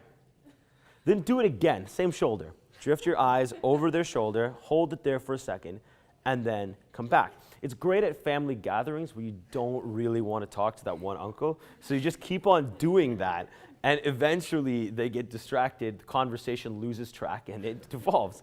Because invariably, after like the 2nd or 3rd or 4th try, they'll start angling their body in the direction of the thing that you were looking at, when you weren't really looking at anything at all. And then they'll start doing a little this, a little bit of this, glancing over that shoulder in that direction. Because when you don't make eye contact with them, you're not expressing that you're engaged. You're expressing that there's something else out there that you are focusing on instead. And it's interesting because it makes them lose their train of thought at the same time. It's worse now today because oftentimes we're on our phone and communicating with someone at the same time, which is why occasionally I will preface this with, I need to respond to this, but I am listening to you. Keep going, I am listening, I need to respond to this. And then you're going back and forth, because anytime you disconnect eye contact with that person, you're becoming disengaged. But at the same time, there's a challenge because prolonged eye contact gets uncomfortable. Then you're just kind of staring at the person. It either gets, a little bit more intimate than you'd like it to, or it looks like you're, mad dogging that person a little bit, You're just making that really, really aggressive eye contact. Neither of these things are conducive to a business relationship. Neither of these things are conducive to making sure that that person buys into you. So we need a happy medium. So what you do is you focus on one eye for a beat of 1, 2, 3, and then you just shift focus to the other eye after that beat. Hold focus on that eye for a beat of 1, 2, 3, and then shift back. This is a really easy way to make sure that you're able to continue eye contact with that person, keep speaking to that person, but that momentary gap where you switch from one eye with that beat of 1, 2, 3 to focus on the other one is enough to diffuse some of the growing tension that happens when you have that form of protracted communication. This is especially important when the communication is going to take longer than like a minute or two. You're having a conversation with that person, you do not want to be looking down or away. You also don't want to stare this person down. By focusing on one eye for a beat of 3 and then to the next, you diffuse the tension while simultaneously never actually breaking eye contact with that person. Does that make sense? The next thing is let's scale it up a little bit. Now you're in a small group. This is by far the simplest way to go about this form of communication, because now you have multiple people that you could focus on for a brief period of time before moving on to the next person. So as you're speaking, it's a beat of 1, 2, 3, and then 1, 2, 3, and then 1, 2, 3. And rinse and repeat. The thing you want to avoid here is that kind of lighthouse maneuver that some people do, that some speakers do, where I'll start at this corner of the room and just go, eye contact, eye contact, eye contact, eye contact, eye contact, eye contact, eye contact, eye contact, eye contact, eye contact, eye contact, and so on and so forth, right? And you can see their body moving because they don't want to turn their head, so you can legitimately see their body just doing this, and then this, and then back again to the first side of the room, and then back again to the other one. It looks ridiculous. It's almost as annoying as the crossing the leg thing, right? Because you can see what the person is doing. Remember, all of this is meant to be organic. It's natural. It has a flow to it. If you're in a group of friends, you're chatting to your friends, you don't just start at, Bob and make your way to Jane and then go back and forth, right? Like when you're in a group, you talk to different people. So start at someone at random and then choose someone else at random. Go with the flow of your presentation and make it organic as you're moving from one person to the next. But make sure you're accessing everyone. The last level of this is when you have a large audience. And this is where it gets a little bit challenging because now your audience is big enough that you cannot possibly connect with every single person. Like, for instance, even in this room, it would be a lot of work and take brain power for me to keep track of who I've made eye contact with to ensure that I make eye contact with every single person a fairly equal amount of time. Can't do it and also don't want to. So instead, what I'm going to do here is split up my audience in a room like this into thirds. 1/3 there, 1/3 in the middle, and 1/3 here. It's not about the number of people in each third. It's just splitting up your audience so you have 3 easy places that you can access. Now your audience of whatever number has become an audience of 3. Why does this work? Because your audience is connected. You're not speaking to a group of individuals anymore.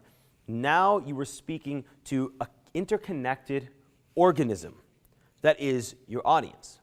If one person in your audience is disengaged, that disengagement spreads. People don't react independently and individually, especially when they've been sitting together for a protracted period of time. They interact as a group. This is where ideas like mob mentality come from, or groupthink as an organizational challenge, because if people are together for long enough, then they begin to connect, they begin to work together and think in similar lines. So if one person is disengaged, other people will become disengaged. Likewise, if you manage to engage one or a few people, that person's engagement connects to the other people around. If you see someone in an audience that's super excited, the people around them are also probably going to be excited, or at least initially be excited, because they're attracted and they're mirroring the excitement of their neighbor. And that allows them to connect more effectively with you. So, well, does that make sense? That concept makes sense. Think of the engagement that you're using through eye contact as throwing a pebble into a pond. And that engagement is rippling outwards. So once I've divided my audience into 3, I believe that this is a small enough subsection to be able to engage one or a couple of people within that audience, within that region of space, more or less around the center, and that engagement will spread. Make sense? But now your audience is even bigger. You don't have 3 slots anymore, so you divide it along the center. Now, instead of an audience of 100, you have an audience of 6. And what you're going to be doing is targeting some of the people within the central region of that audience and making eye contact consistently with them. Instead of looking at this as now having, this massive group of people you need to connect with, you have many very small groups that you're connecting with in order to access your audience at large. After that point, you start randomly. Again, you don't want to lighthouse here either. So start randomly with one thing. Then after a beat of 1, 2, 3, I move to the next one for a beat of 1, 2, 3. And then again, over to the next one for a beat of 1, 2, 3. You're casting your eye contact in that direction.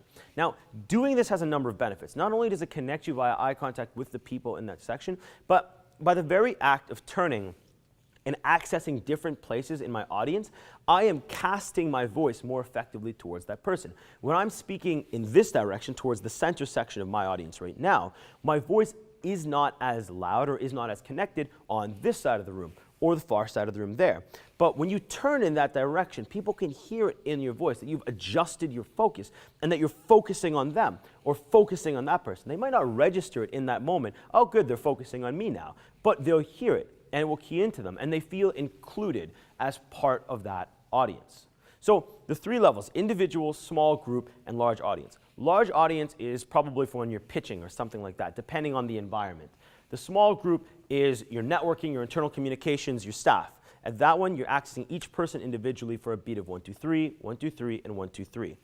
With an individual, focus just on one eye. Like narrow your focus on the one eye for a beat of 3, and then shift from one side to the other. It's as easy as to, I guess, practice the concept. If you hold up 2 fingers, when you focus on one, the other becomes blurry. When you focus on the other, the first one becomes blurry. That same thing should be happening with that person's eyes when you're doing that form of communication. Does this make sense? Yep. About the eyes, so just keep focusing, for example, on one and another. Mm-hmm. Is there any other third part that you can do? Because I think it's maybe a little bit weird just all the time focusing on one and another eye. The thing is that what you'll find is that it seems conceptually, it seems strange, right? But when you actually do this in practice, you'll find that your conversations are more efficient, you feel more connected, and you feel like the other person gets what you're saying and understands you more. And again, it comes back to that idea that it feels strange to stare at someone's eyes for a really long time. But that slight switch allows you to break the tension while maintaining eye contact. You will feel that person is more connected to you, and you're more connected to their information and their perspective and their responses. Yep. Should you move your eyes, move your head slightly, or just shift your focus? Should you have visual cues that you're going back and forth? Nope, not necessary. I mean, you can if you want, but it's not necessary. It's a focus thing. It's something tangible. It's like the way you can, if someone's staring at you and you can feel it at the back of your head, it's that kind of a thing. Right? Where you can feel it if someone's staring at you, even if you're not looking at them. If you're not giving you a visual cue, you can feel it if someone's looking at you. It's the same concept. You can feel it as you move from one eye to the next and back. Answer your question? Yep. Because it's camera and some people are not one side. Do you adjust for that? Yes. Count the camera as a person, as much as you can. I mean, it's easy to forget. I definitely haven't been looking directly at the camera as much as I should have during this conversation, but it comes down to the environment as well, right? Like in this sort of environment where you have a large group and you have a camera as well, your priority in a way are the people who are right in front of you, because the camera isn't interacting with you in that moment. You want to make sure the camera gets all of the information, but again, it's another barrier between you and them. So I should be looking more often at the camera. But if you forget to do it, not a big deal. Now that, of course, is different if you're in, for example, a company board meeting where one of the attendees has Google Hangouts or Skyped or some other system in. Now you need to count that person in that small group as another human. So look at, I mean, it seems obvious, but look at the camera. Ignore the temptation to look at yourself and see how you look in this camera and look at the actual camera itself. I mean, it happens all the time, man. If I'm on Skype, fixing my hair, all that. Yeah? So if you have a conversation with only one person, do you spend 100% of the time making eye contact? Yep, 100%. 100%. Again, it's weird conceptually, but if you're doing it correctly, a lot of the discomfort, or all of the discomfort, will vanish through that interaction. And you'll find that you are more engaged in that person is more engaged with you and your ideas. You will feel more, I mean, to get into kind of like the more communication lighter side of it, you feel better heard by that person. That person literally hears you better because they're putting 100% of their focus on what you're saying. And so the conversation, the communication will be more effective. Okay, else? Okay. The last construct kind of thing that I want to talk to before we kind of close off and move into seeing if people are down to do a practical element of this is how do you apply all of this to a presentation with slides? Now, think about it this way. How do we read? What direction do we read in someone? Seems obvious, but it's going somewhere. Depends on the language you speak. in the North American context that we are all presenting in right now, left to right and top to bottom, right? Now, obviously, if you're in a country in the Middle East or something like that, or in Dubai, you might want to stand on the right-hand side of it because it's right to left. But what you're doing here, what you want to do here, is you want to make your audience's life easier. That sounds obvious, but what is easier for them is allowing them to travel from the source of engagement that you want to keep at first, all the way through to your slides and back. So think of it like reading a book. When I am on stage, I am the primary source of engagement. I do not want you guys looking all the time at the slides. I want you looking at me, at least to start off with. And then as I refer to my slides, I want you to move in that direction. Now, if I am standing over here, this is a less natural movement for you to call you to come here and then go back there and then look at the slides and then come back to me. That's not something that in the North American context we are used to doing. We are used to reading from top left all the way to bottom right. So if I want to curate the way my audience engages with me, the right place to stand is to the right of my side, so stage right for me. Because that means that the natural inclination of someone in the North American context is to start at the top left of the book, so my right, stage right, and move all the way down and across. Helping this is the fact that I am speaking and moving, so I am automatically more distracting than my slides, or at least I should be. So that helps them start with me. The next thing to do with this is we interact first with whatever is closest to us. That's just the natural inclination. We react first, we interact first with whatever happens to be closest to us. Now, this setup helps me with this because it means I have to stand forward. But if you had a slide deck that was just a regular thing falling from a regular panel falling from the ceiling, and there was none of this behind me, standing in line with my slides makes me as important as the slides. We will interact with me first to an extent because I'm on the right-hand side, but I am not putting myself, the speaker, as more important than my deck. So by standing stage right and forward and then gesturing towards the slides, I am able to curate the way that my audience absorbs my content. I am getting them to start with me, focus on me, move to my slides. And then after the slides, there is no more information there. So then they come back to the original source of information, which is myself. Part of the challenge here comes down to how you interact with your slides. So I mentioned before the idea of leading your slides versus being led by your slides. When you are led by your slides, it means that you will not start talking until the next slide is there. When you are leading your slides, it means that I can click back and forth through this, and I'm good with it. I can keep talking. I can keep talking to you and play with the clicker and move things on the screen without needing to look at it because I know what's going on my screen. I don't need that information as something to help me with the next part of my communication. Now, that's not to say you shouldn't use your slides at all. It's totally valid to glance at your slides, take in information, and bring it back to your audience. But the difference is that when there are those clean, clear gaps between slide 1 and slide 2, where it's like slide 1, slide 1, slide 1, slide 1. Okay, now I can talk again because slide 2 is up. Slide 2, slide 2, slide 2, slide 2. Break off in the middle of a sentence, stop. Now slide 3 is up. I can start talking again. And this isn't a rare thing. Especially with more complex information, with more complex topics, there is a temptation to just wait for the slide to show up and then call the information off of it. But what you need to remember is that your slides are supplementary content. You are the primary source of information. You do not need to say every single thing that is on your slide, nor should your slide contain every single thing in the presentation. This is where people fall apart when technical difficulties happen because the reliance was on the majority of the content existing within the slide rather than existing within your own brain. And then you get up there and now you have challenges.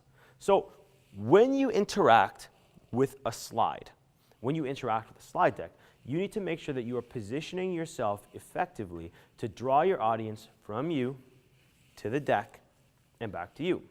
This grows a little more complicated when you're speaking with more than one person. How many entrepreneurial people in this room are in teams versus by themselves? Team? Team, team, team, team? Cool. So presumably, at some point, you may need to give a presentation with more than just you. Internally to your staff, to a venture capitalist, something, right? So what I want to go through is the last element of the presentation on presenting is the 7 cardinal sins of speaking in groups. And I have somewhat ranked these from most to least annoying. I keep using that term annoying because that's really what it is, right? People can use ineffective, they can use counterproductive, they can say it doesn't connect you well with your audience, but I'm going to be very real with you, it's just annoying. These are all things that annoy other people. It is annoying if you speak like this the entire time. It's annoying to other people if you keep crossing and uncrossing your leg. It's annoying to other people if you weave back and forth while you're speaking. Ums and ahs and all of those that eventually we all want to work on eliminating are annoying to the audience. It's a juvenile word to use, but I'm using it for a reason because that's the way it feels to others. They're not sitting there in the audience being like, they used 4 times. That doesn't connect with me as an audience member. They're not thinking, weaving back and forth across the legs again. That is a poor use of body language. They should have optimized that. I don't feel like I'm mirroring them effectively. No, they're like, this is annoying. You keep weaving back and forth. This is annoying to me. You're saying to me now. This is annoying to me. So I've ranked these in terms of things that are most likely to annoy your audience because your audiences are busy people. They want to get effective information. They want to be able to use that quickly and make a decision on it. So what we're going through, all of these are designed to make sure that when you're doing those presentations, you're doing them in a way that connects best with your audience. And some of these apply even if you're doing the presentation by yourself. Number 1, do not interrupt your team. So when you are speaking in a group, characteristically, as each person starts speaking, so first of all, if you are 2 people, you should stand 1 on either side of your slide deck. And at that point, you should be passing the ball back and forth. So I speak, they look at the slide, they go to the other person. That person speaks, they look back at the slide, it goes back to me. So we're passing. It's literally a curve because we're both standing slightly ahead of our slides. We're both angling inwards, funneling your attention towards the slide deck. And it's passing the ball back and forth. Where things get dicey is when it gets into the Q&A portion of that interaction because now you need to make a decision on who's speaking, and sometimes your partner says something stupid and you want to interrupt them. But the problem is that when you do that, it looks way worse than just the comment that you didn't like. So when you're in that environment and it's time for someone to speak, the next thing that you want to do is you want to look at your partner, make eye contact, make a decision on who's going to answer the question. That person steps forward, indicating that they are the person fielding the question, and then they interact. Now, this seems like super basic, but these are all things that I've seen other people do poorly. So I'm just making sure you guys don't do those things. So you step forward, you communicate. Once you're done communicating, you step back. Whoa, close there. Step back, hands in front, or I suppose behind, but I've never been a fan of behind. There's like a whole behavioral theory on why you shouldn't keep your hands behind your back and how it's less trustworthy than keeping your hands in front of you. But it just doesn't look as good, is the main point of this. So put your hands in front of you, and now you look at your judges. Because now it's their turn, or you look at your investors, or your audience, whoever happens to be there, because now it's their turn to talk, their turn to ask you another question. What gets worse is when the person steps back, or is partway through speaking, and the other person also steps forward and starts talking. That breaks down the synchronicity within your team. It ruins your flow, and it looks disorganized to your judges. Never interrupt your team. If there is a gap between when they step back and when the people who you're speaking to start asking questions again, you can step forward quickly, and then it's as an addendum to what my partner said, not actually this, but that's not actually true, this, but it's instead as an addendum to what my partner says. You don't interrupt, and you do not want to make them look bad. You want to look like a cohesive unit. You can add things on, but you do not want to detract from what they said, even if it's wrong. Cool? Okay. Don't look vaguely about while your teammate talks. So, your eyes, as the speakers, direct your engagement. This is especially true of an environment where there are more than 2 speakers. So let's say there are 3. Speaker 1 is the farthest to the right. Speaker 2 is close to the deck. Speaker 3 is on the other side, and if there's a 4th speaker, they're one step further. So you're, again, funneling that information around. Now, obviously, there are environmental constraints. If the environment doesn't allow it, adjust, right? But broad strokes, if you can, this is the setup that you want to have. Speaker 1 is the farthest out, so they're starting here, and they're moving here, and so on and so forth. And if possible with your deck, you want to keep passing the ball in this direction. Remember, the person who knows the most about financials doesn't necessarily need to be the one doing the financial slide. They just need to be the one who answers the question about financials. When it comes to the presentation, you're putting on a show. This is a performance for them. You don't need to have the CEO speak first. The CEO can speak 3rd or 4th or something if they are better suited towards that position. You just need to make sure that you're passing the ball back and forth throughout your team. But when somebody's speaking, the temptation, especially on larger teams, is that they're standing there and now they're looking at their audience, or they're looking out the window, or up at the ceiling, until it's their turn again, because they've practiced this. They know that they don't have to speak for 3 more people, so they're just going to do this. That is really distracting for everyone else, because you guys are leading the conversation. If you're looking at something like random, in some random direction, people assume that whatever you're looking at is important, and so they want to look at that too. So what you should be doing is looking at your partner. If that person's speaking, while they're speaking, I am now angling my body slightly towards them, and I am looking at them like it's the most interesting thing I have ever heard. It doesn't matter what it is. It doesn't matter that you've heard it 100 times. But in that moment, that is like the most interesting thing ever. And you're just going to stand there and you're going to look at them and nod at the right moments to make sure that you are supporting them. And so the eye contact that people are seeing from you is directed towards that person. Looking vaguely around distracts your audience and puts their vision elsewhere. Cool? Don't fidget. Don't play with your clicker. Don't play with your rings. Don't play with your suit here. Don't play with anything. It's something, again, that a lot of people, because they know you're not speaking for like 3 people. So during that period of time, you know when you're up next. So you know that you can chill. So people tend to play with their cufflinks if they have cufflinks. Or they tend to play with jewelry if they happen to be wearing jewelry of some kind. Or they even play with their fingers. Like they'll just stand there and they're doing this, and this, and this, all around in front of them. Why? It's distracting for everyone. Everyone else can see it. It's really distracting. It makes you look nervous, and it's distracting for your audience. Again, we are distractible people. We're attracted to things that move. So when your partner or your group member is speaking, you want to be as still as possible and focused on that person. Do not reintroduce your team with each subject. Presumably, you have introduced yourself at the beginning. They do not need your names every time the slide changes. Not necessary. It is not necessary to say, and now Bob will take you through the financials. And then Bob will say, and then Mo will take you through the marketing. And then I will say, yes, and now back to Bob again. With, especially if you have 2 people, they got it the first time.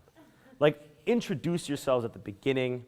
They don't need to know your names again. And it sounds facetious, and it sounds almost like, high school-esque in the way I'm going through this. But again, all things that I've seen. After you've gone through at the beginning, like my name is Mo Waja, my name is Bob, my name is Sue, and blah, blah, blah, blah. You go through that thing at the beginning, however you want to introduce yourself. After that, you're good. You don't need to keep introducing yourselves every single time. Yep. What would be a better alternative when switching slides? Oh, know your slides. It sounds obvious, and many of the things I'm saying I recognize do sound obvious, but these are all things that people don't do. You guys presumably have practiced this pitch for weeks, or at least for a day. You don't You do not need to see the slide to know it's your turn. Your teammates haven't gone to sleep while you're speaking.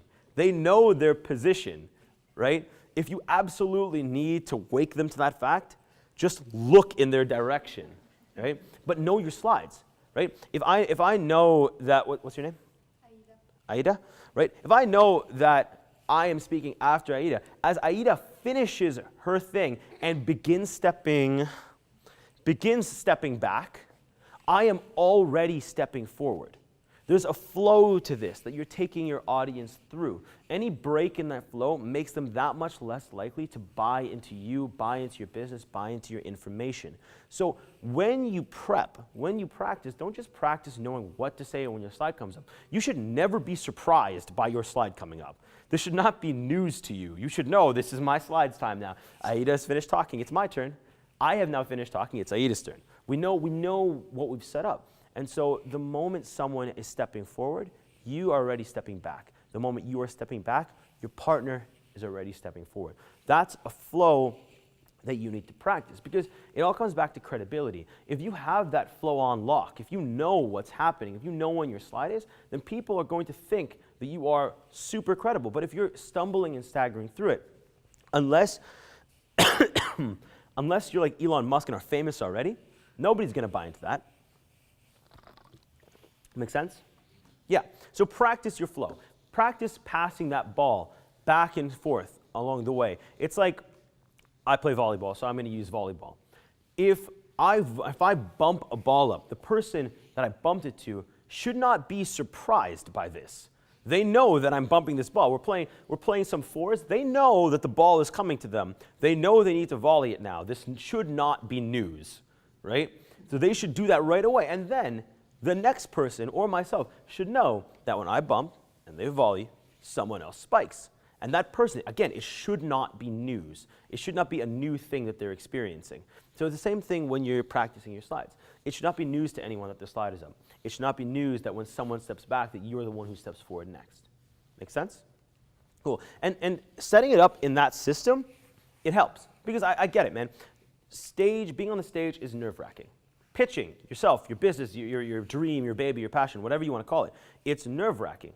But all of these things that we're putting together to help our audience connect with us more, they're also meant to help us. If you bring it back to that presentation hourglass, you know what is an awesome byproduct of framing your discussion? That if you're about to get up and present something or pitch something, by the very act of framing it for your audience, you've also framed it for yourself. So that if you stumble through something, you know what you're getting back to. When I was at Ryerson, I was on the Jeu de Commerce Central JDCC debate team. And when we were doing debate work, framing was a massive part of it because you're up there, you have less than 5 minutes to deliver complex information in a compelling fashion that your audience is that the judges are going to buy into. But you need to make sure that even though you're speaking really fast, even though you're delivering a lot of information, that they connect with your ideas. That's where that framework comes into play. And it helps you similarly to how this process of knowing to cast the ball back and forth for your team helps you guys position yourselves well and understand where you should be and when you should speak. Make sense? Yeah. I mean, you should probably always have a clicker. But in the event that you don't, choose one of your teammates and position them next to whatever the source of clicking is. I mean, my genuine response to that is bring your own clicker. Like, this is my clicker, right? My genuine response is when you're going to go speak somewhere, bring your own stuff. Make sure you have your own USB key with the deck on it. You have your own computer in case their computer craps out. You have your own clicker to make sure that you can interact more effectively with your audience. But in the event that you don't, and you have many people on your team, position someone by the clicker, and that person is the only clicker. If you are by yourself, then usually the clicker is or the mouse pad is on a podium. Do not stand behind the podium and talk to your audience. Stand to the side, reach over and click, or if you need to, take a slight step, click, and then step back to your audience, not keeping anything between you. Make sense? Cool. Don't thank your judges after every question. It happens all the time. It is such an obvious play for time. It is like so obvious. Everybody knows what you're doing. You're not fooling anyone into thinking that you're just a very polite person.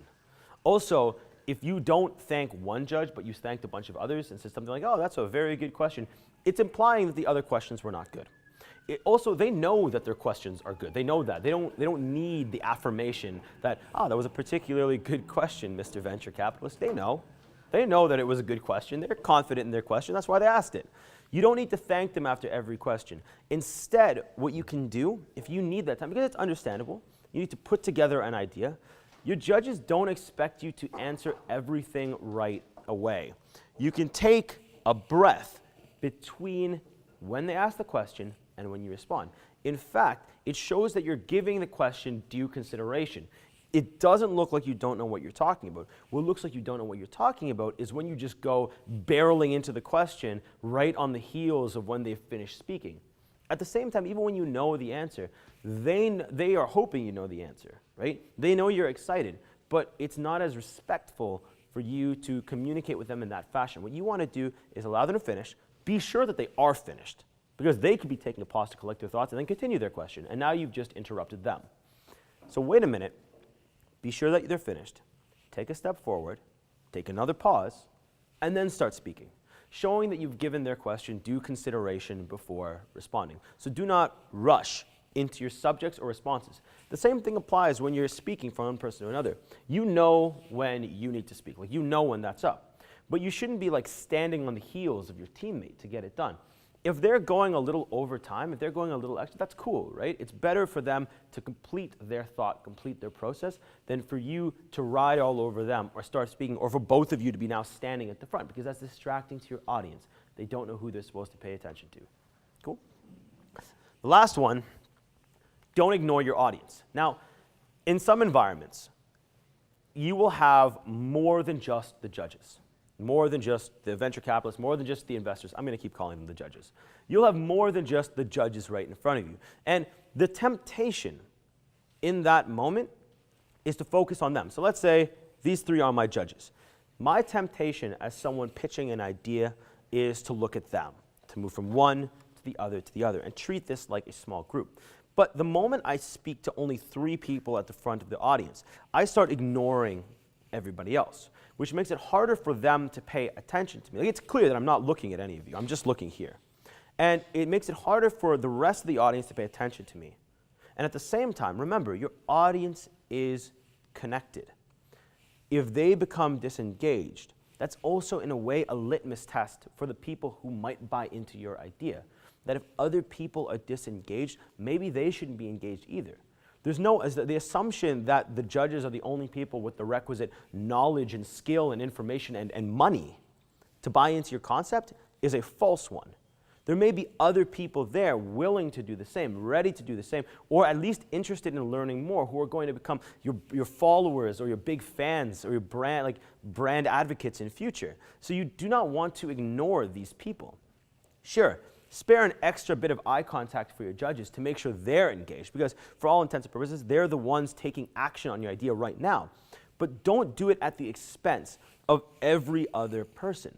I mean, the world is so small nowadays, it's so interconnected with social media and otherwise, that it is so easy for that random person in the back of the room who you didn't think was worth it for you to be focusing on. Maybe that's the person who tweets out the one thing that somebody else picks up and they're like, oh man, I want to have this guy on my show. I want to have this guy doing this. I want to X, Y, Z, right? When I got my first, big break in public speaking, when I first connected with Olivia Chow, she wasn't part of the direct people I was talking to. She was someone who just walked into the room at the end of it, right? But because my focus was on connecting with everyone in my audience, even the people who were coming in new were people that I took the time to make eye contact with, right? And that ended up being pretty lucky for me.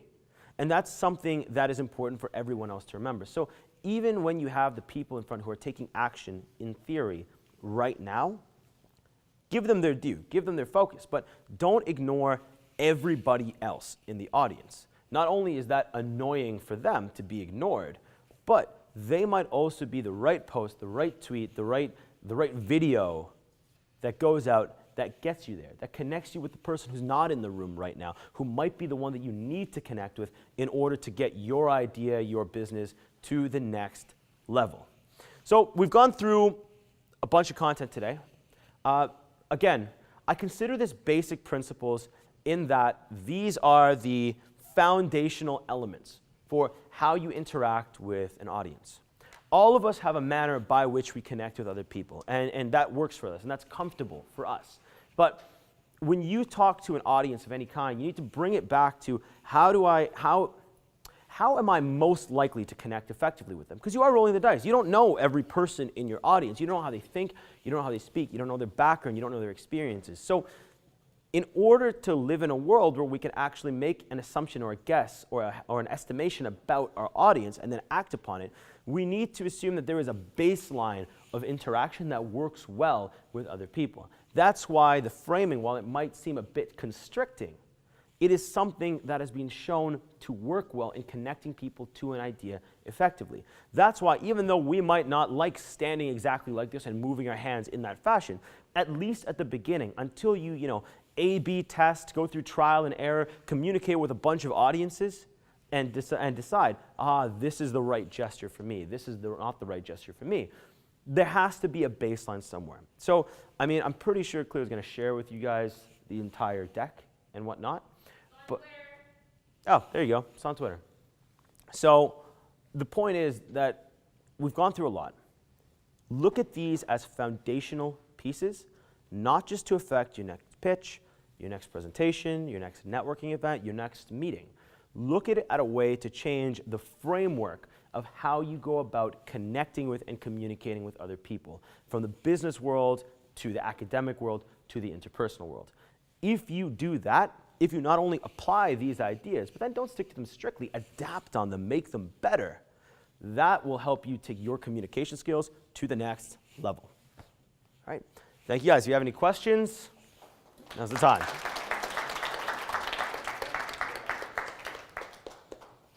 Questions? Yeah. So talking about presenting in front of people, but if you're in a boardroom, in a round table situation, should you sit beside the person or should you sit like on the other side of the table, like doing your other work? Do you have a slide deck? Yeah. Okay. So if you have a slide deck, right, and there are two of you, presumably the slide deck is here. That means one person's sitting on this side of the slide deck, and one person is sitting on the other side of the slide deck. Again, remember, it's all about funneling engagement towards the information that you want people to see. The thing about slide decks is that slide decks have the information that you cannot possibly express to that person.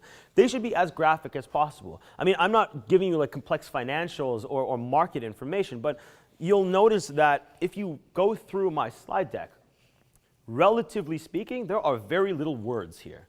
It's all pictures and images and diagrams on how to do a certain thing. And that's what your deck should be like as much as possible. I understand that's not always possible, but where you can, put it on a graph, put it on something like that. And then once you have that information that you cannot possibly express with your words, now you want to make sure that when you set up, you're funneling people towards that avenue. Now, of course, depending on the boardroom, that might not always be a possibility. They might have specifically left 2 seats for you right next to each other, and they're around the rest of the table.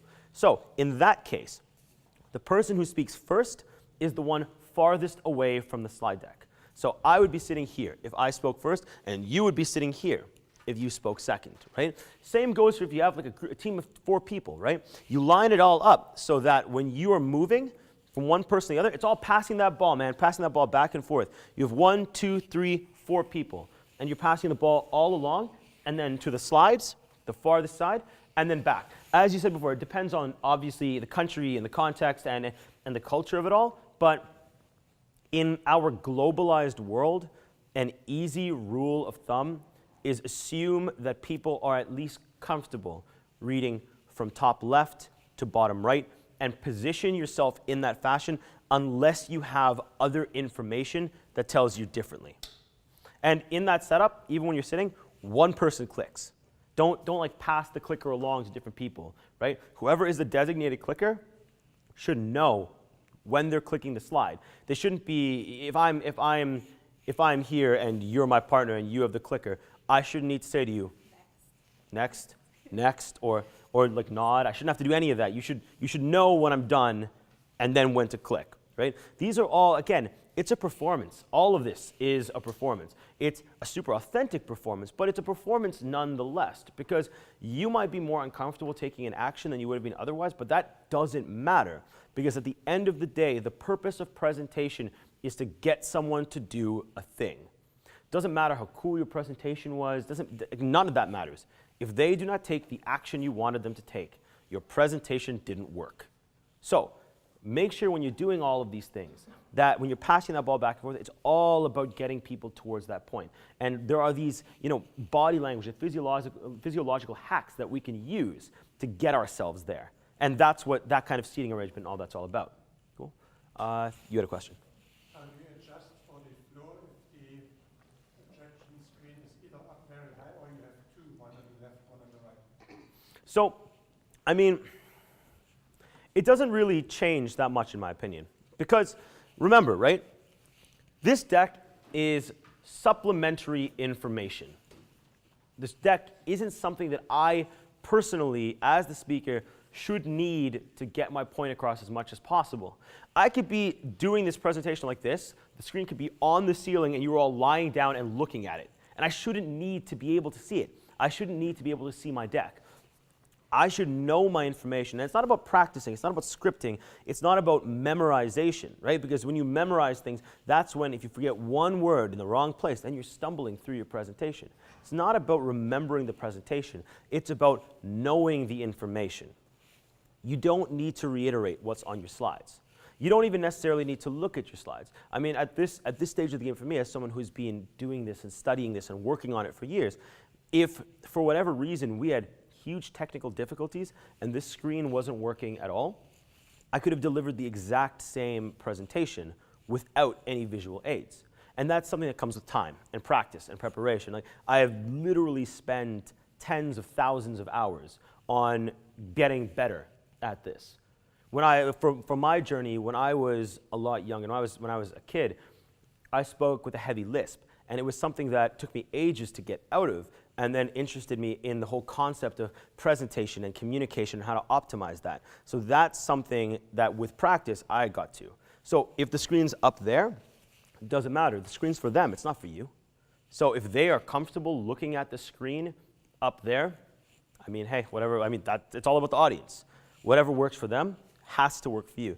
If there are two screens, you never stand in front of your screen. So you wouldn't want to stand underneath the screen, and you wouldn't want to stand in front of one of the screens. So all it changes is the width that you and your partner or you and your team are standing apart.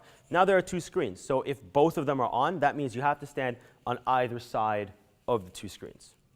Make sense? So one is on the very left and one on the very right? Oh, sorry. I think I meant like right next to each other. In the context that, so in that environment where one screen is on the far right and one screen is on the far left, the short answer is it depends on how far apart they are. If they're a little bit apart, like the width of this screen apart, I would still stand on either side and speak this way to my audience. But if they are really far apart, like one's up over at the edge of this wall and one's at the edge of this wall, I would stand in the middle and accept the reality that the flow isn't going to be as good as it otherwise might have been. It's like at one of the events that I attended, the stage area they had was so small that it was almost impossible for one partner not to stand in front of the other partner. That is unfortunate, but that is also the way of the world. Sometimes things aren't ideal. But yeah, it comes down to how much space there is in between. If they're fairly close together and you can still get away with standing on the outsides, do that. But if they're super far apart, then what you have to do is stand in the middle, and I would just never refer to the slides. I would only just talk directly to the audience the entire time and let them look up in either direction as they need. I might say, as you can see on the slide, but I would never try to point to a slide. I would never draw direct attention to the slides. It would just be, I would just talk directly to that audience, and hopefully they looked at the slides at the right time. Make sense? Yep. Earlier you were talking about placement of the chin. So if facing upwards, the vocals out to the other side. Mm-hmm. Now if you're sitting, how? Sure. So very little of this changes when you're sitting versus when you're standing. The problem is that most people sit to be comfortable. So for instance, somebody's sitting to be comfortable, it's something like this. This is not very useful from a speaking standpoint. My diaphragm's compressed, I don't look very credible. It gets relaxing, but that's about the size of it. But very little of this changes when you're presenting. So, for instance, if I'm sitting at this table, this boardroom table, and I want to communicate with people, when I'm speaking, I have my back straight, my shoulders back, I'm breathing from my diaphragm, and I'm tilting my chin up in the direction of the person I'm talking to. So if I'm talking to you, my chin is slightly up. What we tend to do, and what we're tempted to do, is look down towards the person while we're speaking to them. I'm exaggerating it right now, but the temptation is to look down towards the person, then down towards the next person, and down towards the next person. Instead, put your chin up, keep your back straight, and now you're talking to you, and talking to you. When you're doing this, think of it like a fishing line, right? If you want to cast your line way to the back of the room, you need to angle it up and flick way far back. You want to do the same thing with your voice. So as much as we're tempted to look at the person in this fashion, you want to keep your chin up when you're talking to them. All of the other body language things I said can also apply in this context. So I'm a little bit more visible. So when you're speaking to someone, you keep your back straight, you keep your gestures now above the tabletop, a little bit outside your torso. You're not keeping them here. You're not, steepling your fingers like a comic book villain. I've seen people do it, man. They're sitting at the table like this. What are you doing? There's no way you think you're connecting with other people sitting like this at the table, right? So you're communicating. Your body language is open. If it's in a situation where it's a pitch and you're going into Q&A, right, while the judge is speaking or while your partner is speaking, you're leaning a little bit back and like this, and you're looking at them and looking and looking and looking. They're done speaking, it's your turn. Now you can't step forward, obviously, so you lean forward. Now you're onto the table and you're talking to other people. And you're talking, you finish your point, now you're back. And you're looking at your partner, or you're looking at your other group member, or you're looking around the table. Even if you're looking just at the person's back of their head while they're looking at the other person, if you're in your large group, that's fine. There's no need to crane around the front. You don't actually need to see your partner or your other group member. You just need to get other people to do it. And I mean, kind of digressing, but the last thing is, do not rest your elbows on the table while you're communicating with these people. Like, don't sit like this or talk like this with your elbows on the tabletop. Same rules, same dinner rules apply. So back straight, gesturing over the table, above here, breathing from your diaphragm, tilting your chin up, casting your voice towards that person, making that direct eye contact, and then when you're done, you're keeping your back straight, but you're settling back into your seat, putting your hands down on the tabletop or something along that line, and looking at your group members while they're communicating. Make sense? Oh, which part did I miss? No, you didn't miss anything. You brought up the next question. Yeah. You said basically don't put your arms on top of the table. Sure. What's the theory? Oh, don't put your elbows on top of the table. The only theory behind that is that it is generally considered to be rude. You can put your hands on the table, right? Your hands on the table is totally fine. Like, you shouldn't put your hands in your lap while you're not speaking. It's the same concept of not putting your hands behind your back. It looks dishonest. It looks sketchy. So you can put your hands on the tabletop in front of you, but the same rules of don't cross your arms, don't put your elbows on the dinner table, all of that applies in this context to connect more thoroughly with other people. Make sense? All right, one more question, and then I think we have to wrap up, and then, I'll be here so people can ask me directly if there are any other questions. Any other questions? Yeah.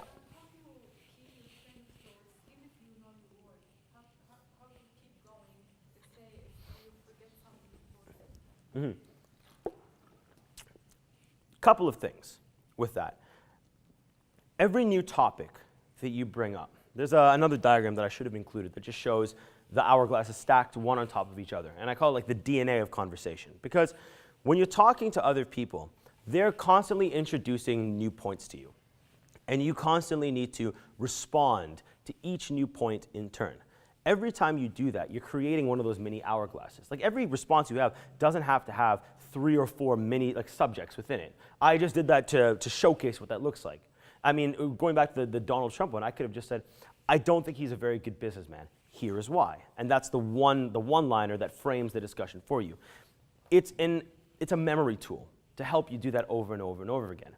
Now, if you have completely forgotten the next part of your subject, I would just skip that subject and talk about something else and not look, and just, it's all about, again, performance, right? If you don't look like anything's wrong, they won't know anything's wrong. And so it's all about making sure that the way that you interact with them doesn't showcase that. If you're talking about just forgetting a word, now that's where the and ah concept comes into play. Now, ah, or any of those are the human version of the spinning circle on a Mac and that hourglass or the spinning blue circle on a Windows computer. That's the thinking sound, because we don't like silence. This is the auditory version of the spinning circle. And it's something that we do automatically, but it's something we need to train ourselves out of. So just like a trick of the trade for me, and everyone will find something different that works for them, is if I find myself likely to do that. Well, first of all, silence has impact, as I just showed there. An exaggerated version of this is what Barack Obama does when he talks. I'm sure at least half the time he just doesn't know what word he's going to say next. And so he just stops speaking for a while. And people are like, oh, that was very sage. I like how he paused there. The man just forgot part of his sentence. Come on now, right? But whether or not that's true, the silence has impact. And so even if it's in the middle of a sentence and you don't know the words you want to say yes, take a pause. It's not damaging to your credibility unless it runs over like 15 seconds, right? At that point, just say something else. But the other avenue, first of all, pausing is fine.